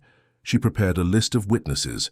She got psychologists specializing in emotional attachment who agreed to testify pro bono after hearing the story. She built an argument focused not on money, but on love and emotional connection. William looked for a job with renewed determination. He knew that having a fixed income would help the case. He managed to get some temporary jobs, app delivery driver, mover's assistant, anything that paid and could prove to the judge that he was working. The money was little, but it showed a genuine effort to improve his situation. Emily also intensified her temporary work. She did cleaning jobs, babysat, and accepted any service. She saved every penny, thinking about the future with the girls back. She bought school notebooks, colored pencils, some simple toys. She was preparing for the girls' return, even without any guarantee that they would come back. It was her way of keeping hope alive. The weeks passed slowly. William and Emily visited Julia several times for preparation. The lawyer coached them on how to behave at the hearing, how to answer questions, how to remain calm under pressure. She explained that Patricia's lawyers would try to attack their credibility, that they needed to be prepared to be questioned about every aspect of their lives and choices. Julia also warned that victory was not guaranteed. Patricia had resources, experienced lawyers, and a solid argument about financial stability. The videos were strong evidence, but the judge could still decide that with time and appropriate therapy, the girls would adapt to their new life. William and Emily understood the risks, but they had no choice but to fight with everything they had. The night before the hearing, no one slept. William stayed awake, rehearsing everything he would say. Emily prayed as she hadn't since she was a child, asking for everything to work out. Julia reviewed all the documents for the 10th time, making sure nothing was missing. In the mansion, the girls couldn't sleep either. Patricia had told them that the next day they would have to go to the courthouse, where a judge would decide where they would live permanently. The four of them felt a mixture of fear and hope. Early in the morning, William put on simple but clean clothes that Emily had carefully ironed. Emily chose a modest dress she had bought at a thrift store especially for the occasion. They wanted to look respectable, but not pretend to be something they weren't. Julia picked them up in her old car, and they drove to the courthouse together. On the way, she gave them final instructions. Be honest. Be respectful. Show the love you feel for the girls. Let your genuine emotions show, but maintain your composure. When they arrived at the courthouse, they saw Patricia getting out of a luxury car, accompanied by her 3 lawyers, all in expensive suits. She looked at William and Emily with an expression that mixed determination and something that looked like uncertainty. The girls were with her, all dressed in elegant clothes that Patricia had bought, but their little faces were pale and scared. The moment Sophia, Grace, Olivia, and Chloe saw William and Emily was electric. The four of them screamed, "Daddy!" and "Auntie Emily!" simultaneously, and tried to run towards them. Patricia and the nannies held them back, saying they needed to wait. Contact would be allowed after the hearing as determined by the judge. The girls began to cry desperately. Sophia begged to be allowed to hug her daddy. Grace held out her arms, crying. Olivia sobbed Emily's name repeatedly. Chloe just cried silently, tears streaming down her face. William felt his heart break seeing his daughters so close but impossible to touch. Emily covered her mouth to stifle a sob. Julia placed a hand on both of their shoulders and whispered that they needed to stay strong. They would be with the girls soon, they had to believe that. Patricia's lawyers observed the scene, and one of them whispered something to her. Patricia just nodded and entered the building, holding the hands of the girls who were reluctant to walk. Inside the courtroom, the atmosphere was formal and intimidating. The judge sat in an elevated position. A clerk took notes. Lawyers for both sides were at their respective tables. William, Emily, and Julia on one side, Patricia and her 3 lawyers on the other. The girls sat in special chairs in the front. Everyone awaited the start of the hearing that would decide the fate of that fragmented family. Judge Richard Peterson was a man in his 50s with a serious but not unkind expression. He had a reputation for being fair and always prioritizing the interests of the children above all else. He opened the session by explaining that he would hear both parties and make a decision based exclusively on the well-being of the 4 girls present. He warned that the process would be long and that everyone should be patient. Patricia's lead lawyer, Mr. Henry Wallace, began by presenting her case. He spoke eloquently about a good woman who discovered that her great-nieces were living in a precarious situation and decided to intervene. He presented proof of income showing that Patricia had a net worth of several million. He showed photos of the spacious and comfortable mansion.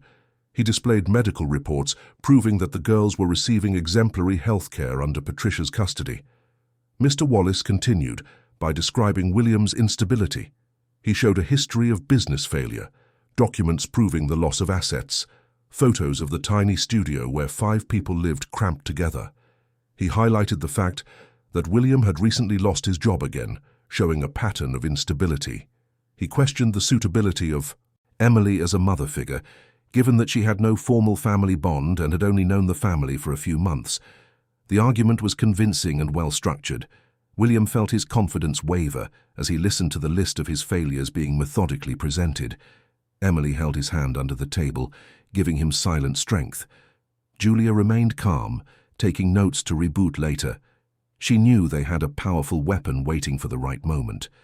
Mr. Wallace called his first witness. It was the private pediatrician who had examined the girls. He testified that they were physically well, cared for. They had gained weight since arriving at the mansion. They received a balanced diet. They slept in a clean and safe environment. They had regular medical checkups.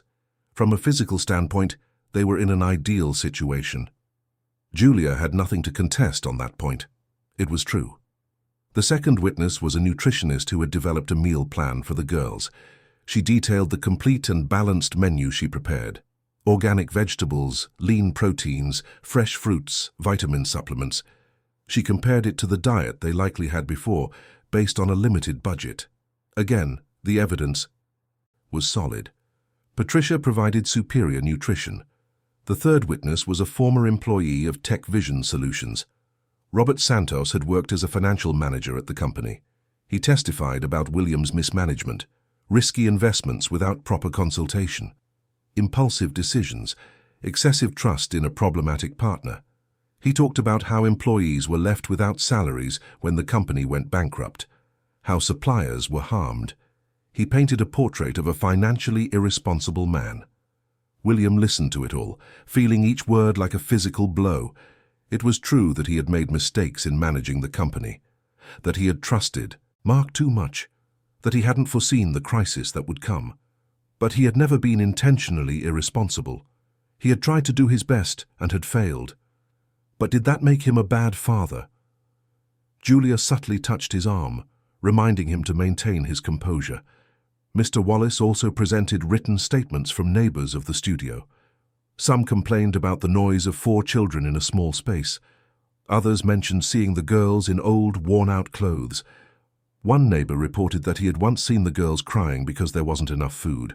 Each statement added more weight to the argument that the environment was inadequate. Finally, Mr. Wallace presented impressions from the internet, viral posts about the case, comments from thousands of people supporting Patricia. Public opinion was clearly on her side. He argued that society as a whole recognized that Patricia offered a better option for the children. He concluded by asking the judge to grant his client permanent custody, considering all the evidence presented. The judge thanked him and gave the floor to the defense. Julia stood up, taking a deep breath. It was a crucial moment. She began by acknowledging that Patricia had superior financial resources, that her mansion was more spacious than the studio, that she could offer more expensive food and more frequent medical care. No one disputed these facts. But then, Julia asked a question that changed the tone of the room. What is more important for a young child, money or love? Julia spoke about William as a father, a man who had raised 4 babies alone since their birth after losing his wife, who had worked tirelessly building a successful company while being a present father, who, when everything crumbled, did not abandon his daughters but fought with every ounce of his strength to protect them, who accepted the humiliation of living on the street rather than handing his girls over to the system, who now worked any available job to rebuild his life. About Emily, Julia spoke of an extraordinary woman who saw 4 hungry children and used her last $25 to feed them, who came back day after day, bringing food even when she herself was in need, who offered her own home, knowing it would be insufficient, but that it was better than the street, who loved those girls as if they were her own, expecting nothing in return, who sold her most precious belongings to try to hire a lawyer for a family she had known for months. Julia called her first witness, Susan Miller, the social worker who had followed the case from the beginning. Susan testified about the first time she found the family living on the street. She described William's desperation, but also the obvious love he had for his daughters. She recounted how Emily appeared as a savior. She detailed the inspections she had made in the studio and how, despite the small space, the girls were being well cared for emotionally. They were happy. They smiled. They played. They had a strong bond with William and Emily. The second witness was Anna, William's co-worker. She spoke about his work ethic, how he always arrived early and left late, how he never complained, how he spoke of his daughters with evident love in every word, how everyone in the office respected his dedication. She confirmed that William was only fired due to external pressure related to the court case, not because of professional inadequacy. The third witness was Mrs. Davis, the former housekeeper of the Upper East Side mansion. She had worked for William for years and had seen how he raised the 4 girls after losing Jessica. She testified that he had always been a loving and present father, that he actively participated in raising his daughters, even as a busy entrepreneur, that the girls were the absolute priority in his life. She cried as she described how it hurt to see him lose everything, but admired how he never gave up on his daughters. Julia then set up a projector. She told the judge she had video evidence that was crucial to the decision. The judge authorized the screening. The lights in the room were dimmed and the first video began. It showed the 4 girls in separate rooms in the mansion, crying desperately. Little voices calling for Daddy and Auntie Emily. Sophia shouting through the wall, trying to comfort her sisters. Grace sobbing that she was scared. Olivia crying non-stop. Chloe in a traumatic silence. The room fell completely silent except for the sounds of the girls crying in the video. Patricia turned pale as she watched. She didn't know someone had recorded that. Her lawyers exchanged worried glances. William and Emily cried, seeing their girls' suffering documented so clearly. The girls themselves present in the room began to cry, remembering those moments. The second video showed a conversation between the 4 of them when they were alone. Grace asking if Daddy had forgotten them. Sophia assuring her he hadn't. Olivia saying she missed Auntie Emily so much. Chloe whispering that she wanted to go back to the little house where they were happy. The video perfectly captured the emotional suffering that no money or physical structure could remedy. The third video was a recording of Patricia's phone conversation with her therapist, her voice admitting she was completely lost, that the girls didn't accept her, that she didn't know how to be an instant mother to 4 children, that perhaps she had overestimated her abilities. Patricia's honesty was evident, but it was also clear that she was not the right person to care for these specific girls. When the videos ended, the judge asked for a few minutes to process what he had seen. The room remained in tense silence. Patricia had tears in her eyes, realizing for the first time the true extent of the girl's suffering. Her lawyers whispered among themselves, trying to decide how to rebut such powerful evidence. There was no denying what everyone had just seen and heard. Julia called her last witness, Dr. Ana Paula Fernandez, a psychologist specializing in child attachment. She explained to the judge the concept of attachment and its crucial importance in a child's emotional development. She detailed how young children form primary bonds with their main caregivers, that breaking these bonds causes deep trauma, that money and material comfort cannot replace the emotional security that comes from consistent love. Dr. Anna cited scientific studies showing that children raised in materially poor but emotionally rich environments develop better than children in materially rich but emotionally empty environments. She explained that the girls clearly had established bonds with William and Emily, that separating them caused observable psychological damage in the videos, that even with the best intentions in the world, Patricia could not replace the parental figures the girls already loved. Julia concluded her argument by asking the judge to consider not only the financial situation, but the complete emotional well-being of the children. That love and bonding were more important than the size of a house or a bank account, that William and Emily offered exactly what the girls needed, a united family based on genuine love. She sat down next to William and Emily, hoping she had done enough. Judge Richard Peterson declared a 15-minute recess to analyze everything that had been presented. During the break, William and Emily went out into the hallway trying to calm their nerves. Julia was confident but realistic. The videos were powerful evidence, but the judge could still decide that with time, the girls would adapt to Patricia. There were no guarantees. Across the hall, Patricia was talking to her lawyers.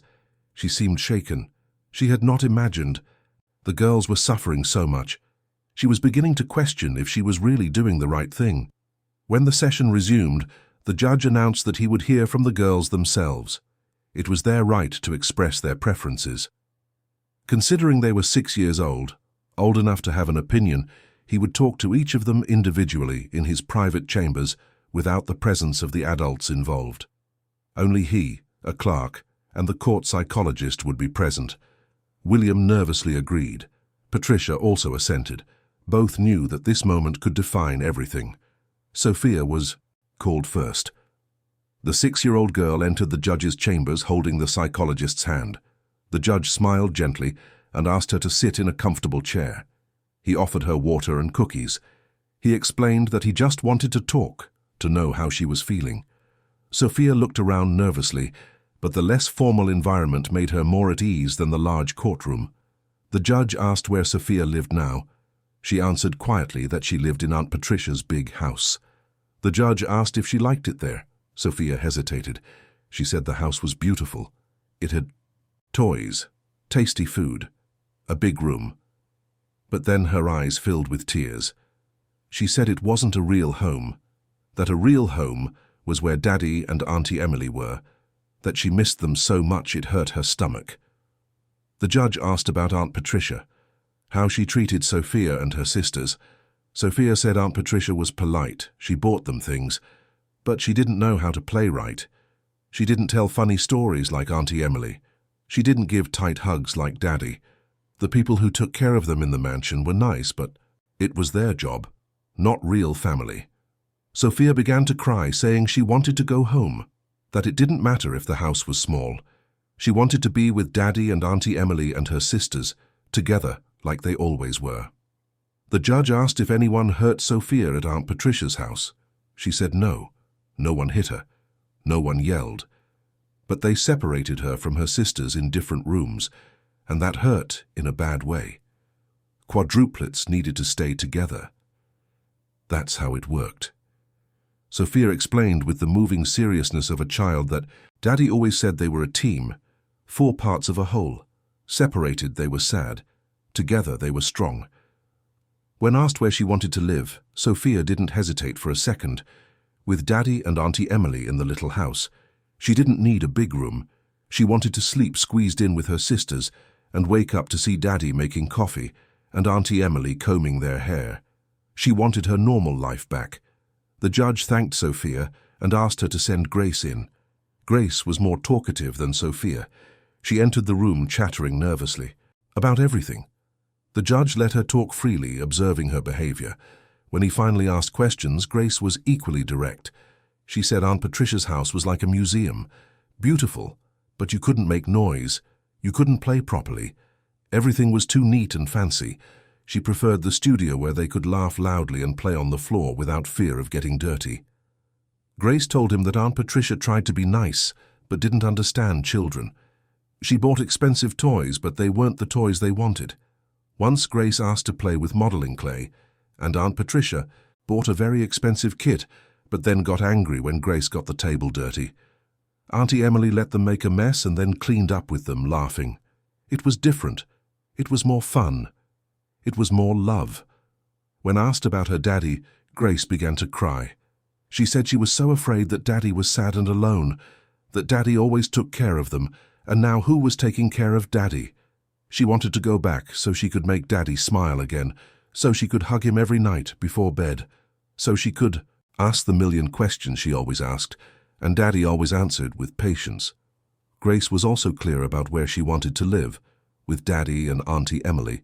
It didn't matter if they ate rice and beans every day. She liked rice and beans when she ate with her family.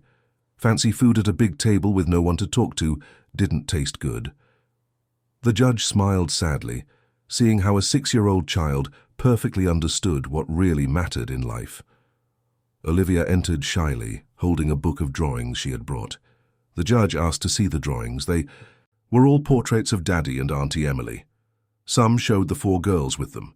Others showed the small studio with hearts drawn around it. Olivia didn't talk much, but her drawings said everything.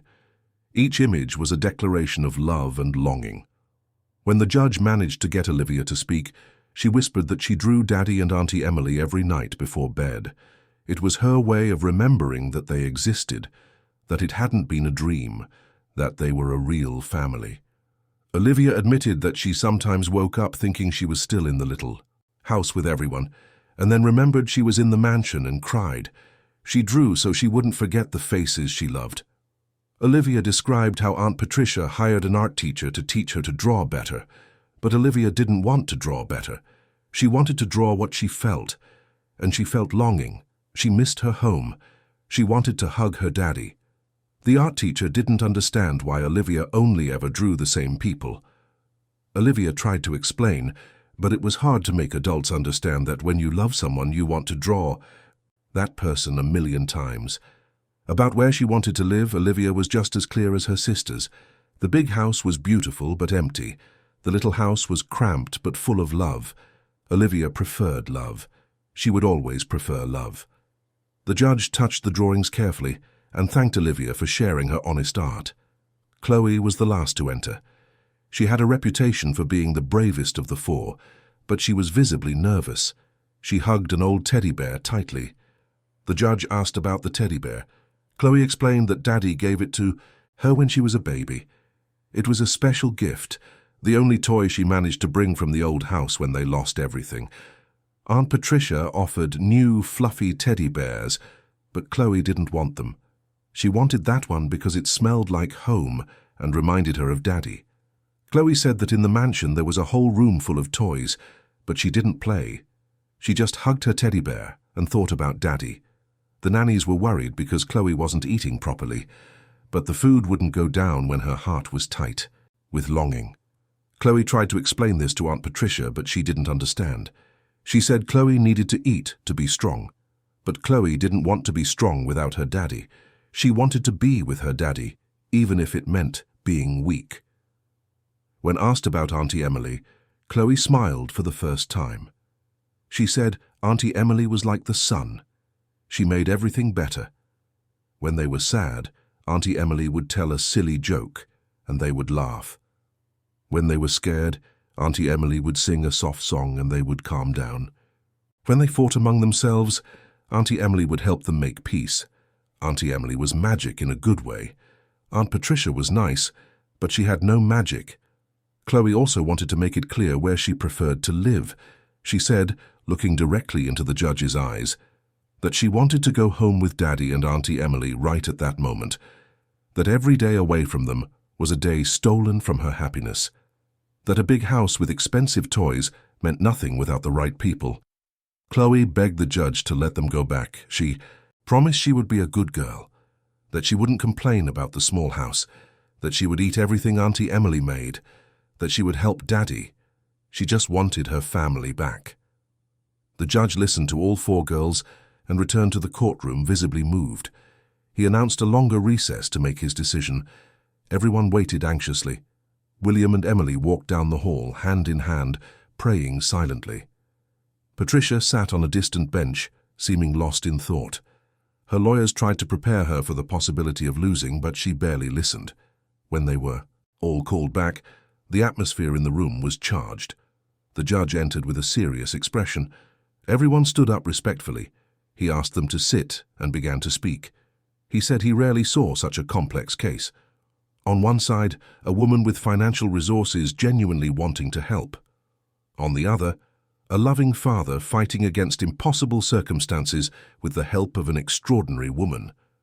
There was no villain in the story, just people trying to do what they thought was right. But the judge said the decision could not be based on intentions or financial resources. It had to be based exclusively on the well-being of the children, and the children had made it very clear what they wanted and needed. The videos showed real suffering. The testimonies proved a genuine bond. And the girls themselves expressed an unequivocal preference. There was no ambiguity. The judge announced his decision. He denied Patricia's custody request. He maintained permanent custody with William. He officially recognized Emily as an essential maternal figure in the children's development. He established that Patricia could have supervised visits if she wished to build a genuine relationship in the future, but with no expectation of custody. The girls would return home immediately with William and Emily.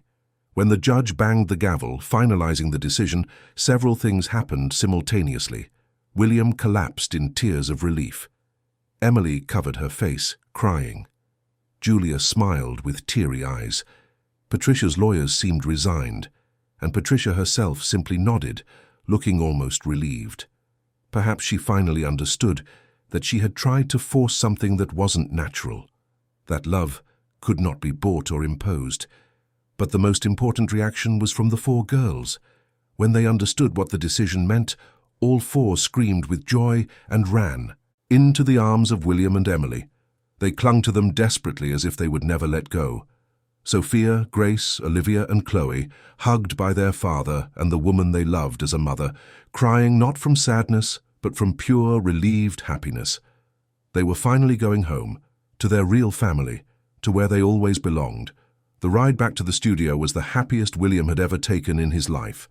The 4 girls, squeezed into the back seat of Julia's old car, chattered excitedly.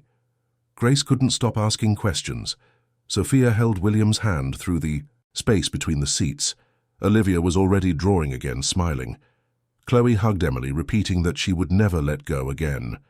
Emily cried with joy, driving carefully, while Julia, sitting in the passenger seat, smiled, seeing that family finally reunited.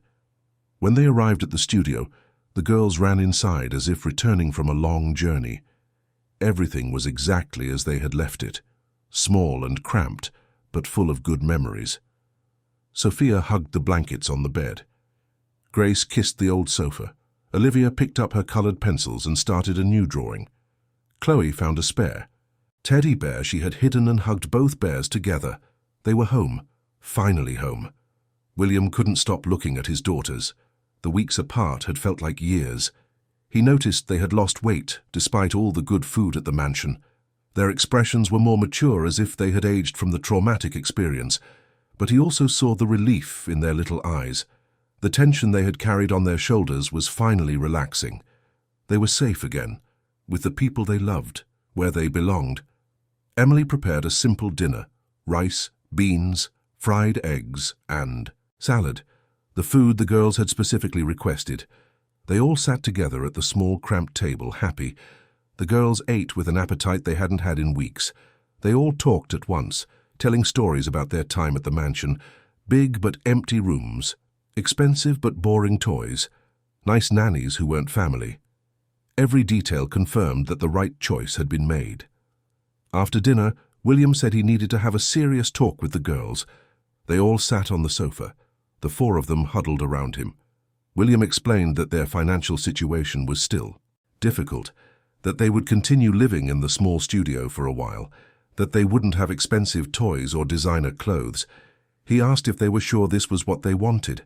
All four answered immediately and in unison, yes.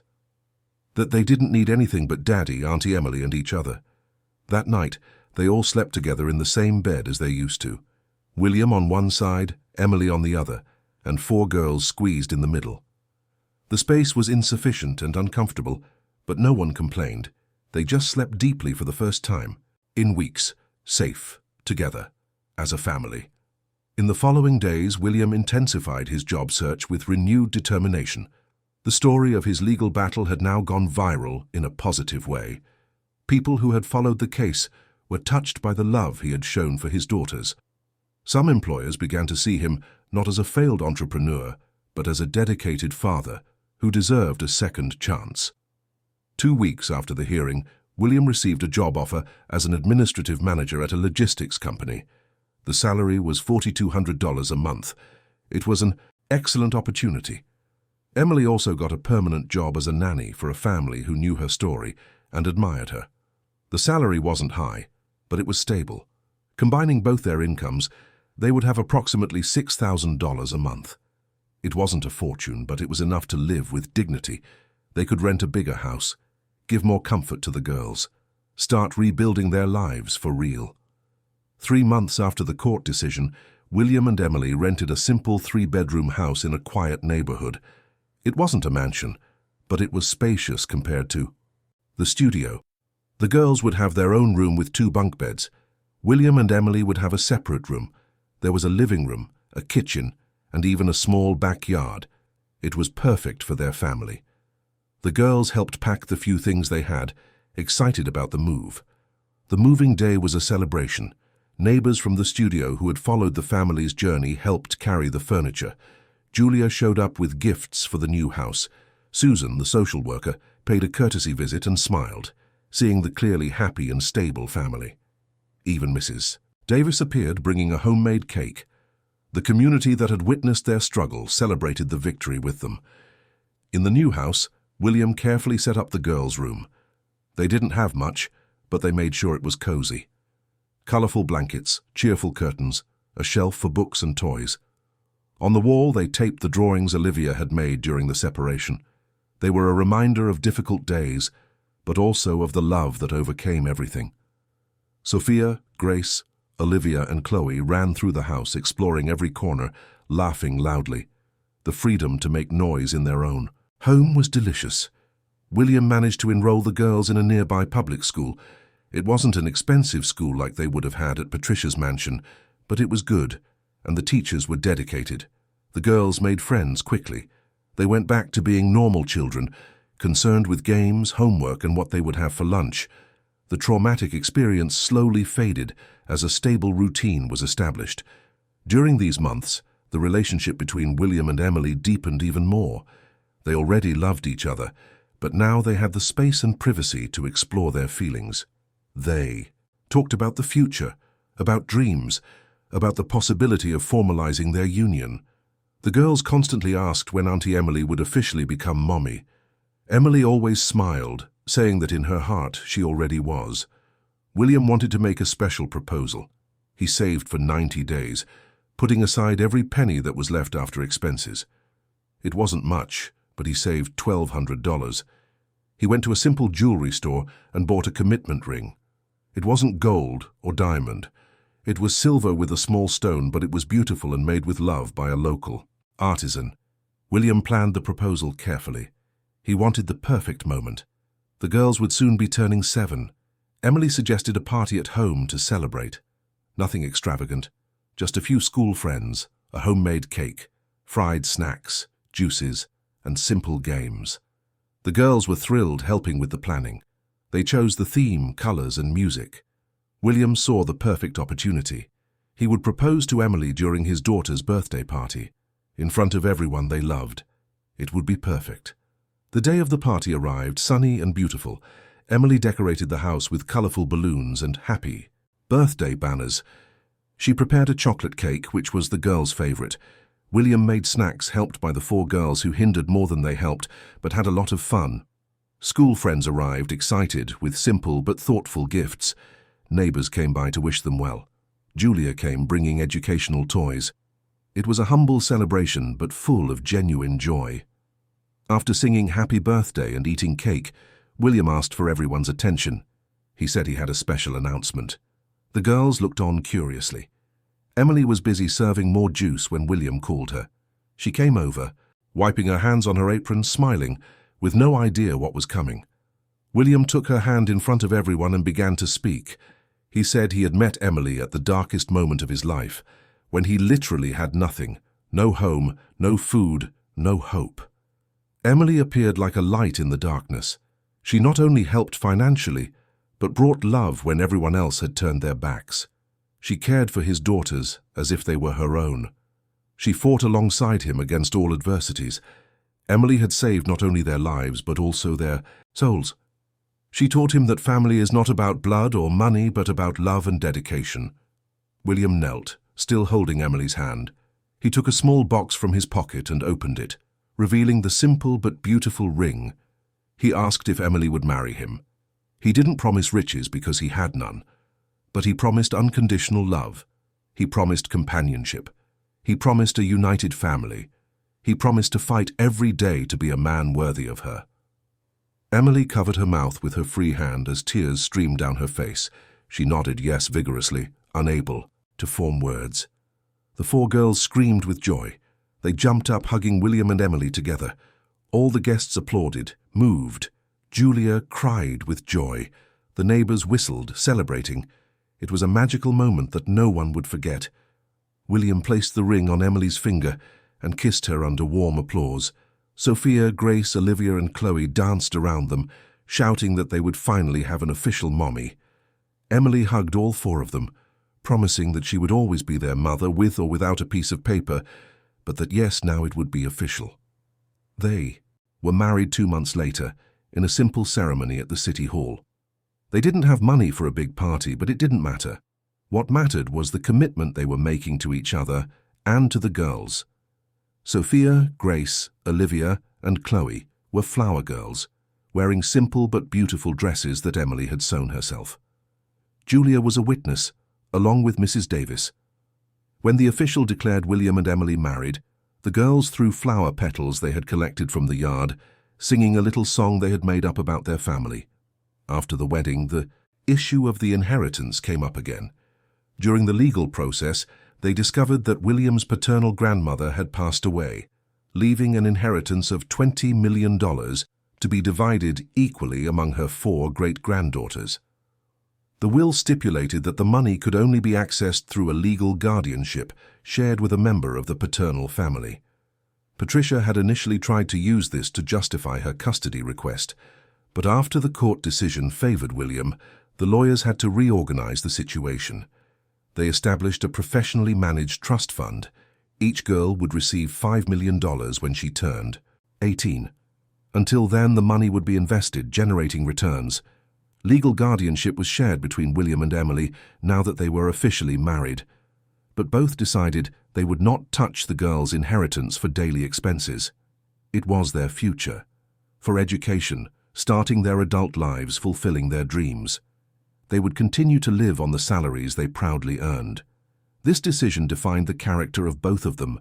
Many in a similar situation would have used the money immediately, but William and Emily proved that it was never about the money. It was about love, about family, about doing the right thing, even when it was hard. The girls would grow up knowing that their parents chose integrity over ease. They would learn values more important than material wealth.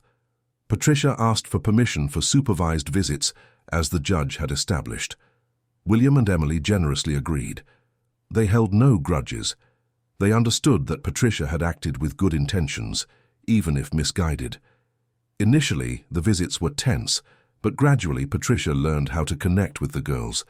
She stopped trying to impress them with expensive gifts and started simply being present, listening to their stories, playing with them. Slowly, they built a genuine relationship based on mutual respect, not on obligation or money. Christina, the housekeeper who had sent the videos anonymously, eventually revealed her identity. William and Emily thanked her profusely. Those videos had been crucial to their victory. Christina said she had just done the right thing, that her conscience wouldn't allow her to stay silent, seeing the children suffering. William offered to help her if she ever needed it. Christina smiled, saying that seeing the family happy was reward enough. Years passed. The girls grew up in a stable environment full of love. Sophia developed a talent for leadership, helping her sisters and classmates. Grace maintained her talkative personality, becoming an excellent communicator. Olivia continued to draw, creating art that touched hearts. Chloe grew up brave, defending the causes she believed in. All four were different, but united by an unbreakable bond forged in adversity. William prospered in his career. The company recognized his talent and dedication, promoting him several times. He eventually became an administrative director, earning a comfortable salary. He never returned to the level of wealth he had as an entrepreneur, but he never wanted to. He had learned that success is not measured by a bank account, but by the love in one's home. Emily fulfilled her dream of opening her own small business, a community daycare for children of working families. She charged affordable prices and offered scholarships for families in difficulty. She remembered when she was unemployed and wanted to help others in the same situation. The business didn't generate huge profits, but it was self-sustaining and, most importantly, made a difference in the community. The house they had rented, they eventually managed to buy with savings and careful planning. It wasn't a mansion, but it was theirs. Every room held a happy memory. The backyard where the girls played, the kitchen where Emily taught them recipes, the living room where they watched movies together on weekends. It was a real home, built with love and sacrifice. The girls never forgot the difficult days they had lived through, but they also didn't let the experience define them negatively. They used it as a lesson about resilience, love, and the importance of a true family. When they grew up, they would have choices about how to use their inheritance, but the values that William and Emily taught them would ensure that they used their wealth with wisdom and compassion. William often looked at the life he had built and felt deep gratitude. He had lost everything materially, but had gained everything that truly mattered. Emily by his side, 4 healthy and happy daughters, a home full of love, a dignified job, a supportive community. He needed nothing more. He had everything a man could want. Emily felt the same. Her decision to use her last $25 to feed 4 strange children had completely changed her life. She had found purpose. She had found love. She had found the family she had always wanted.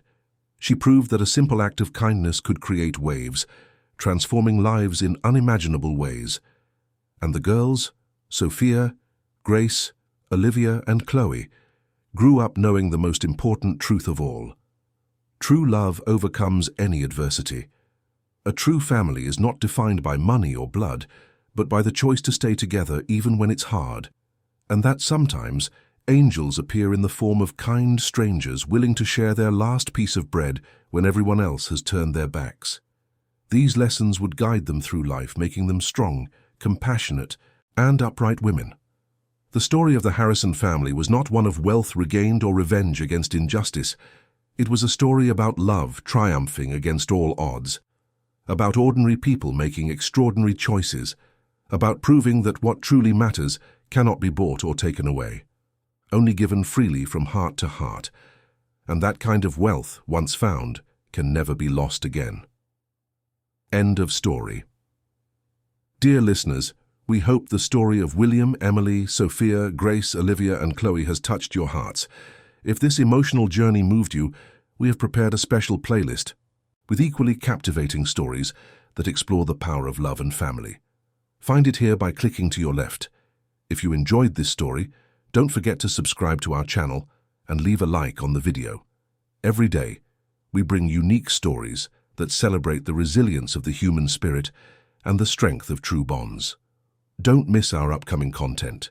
Share in the comments if you also believe that true love overcomes any obstacle.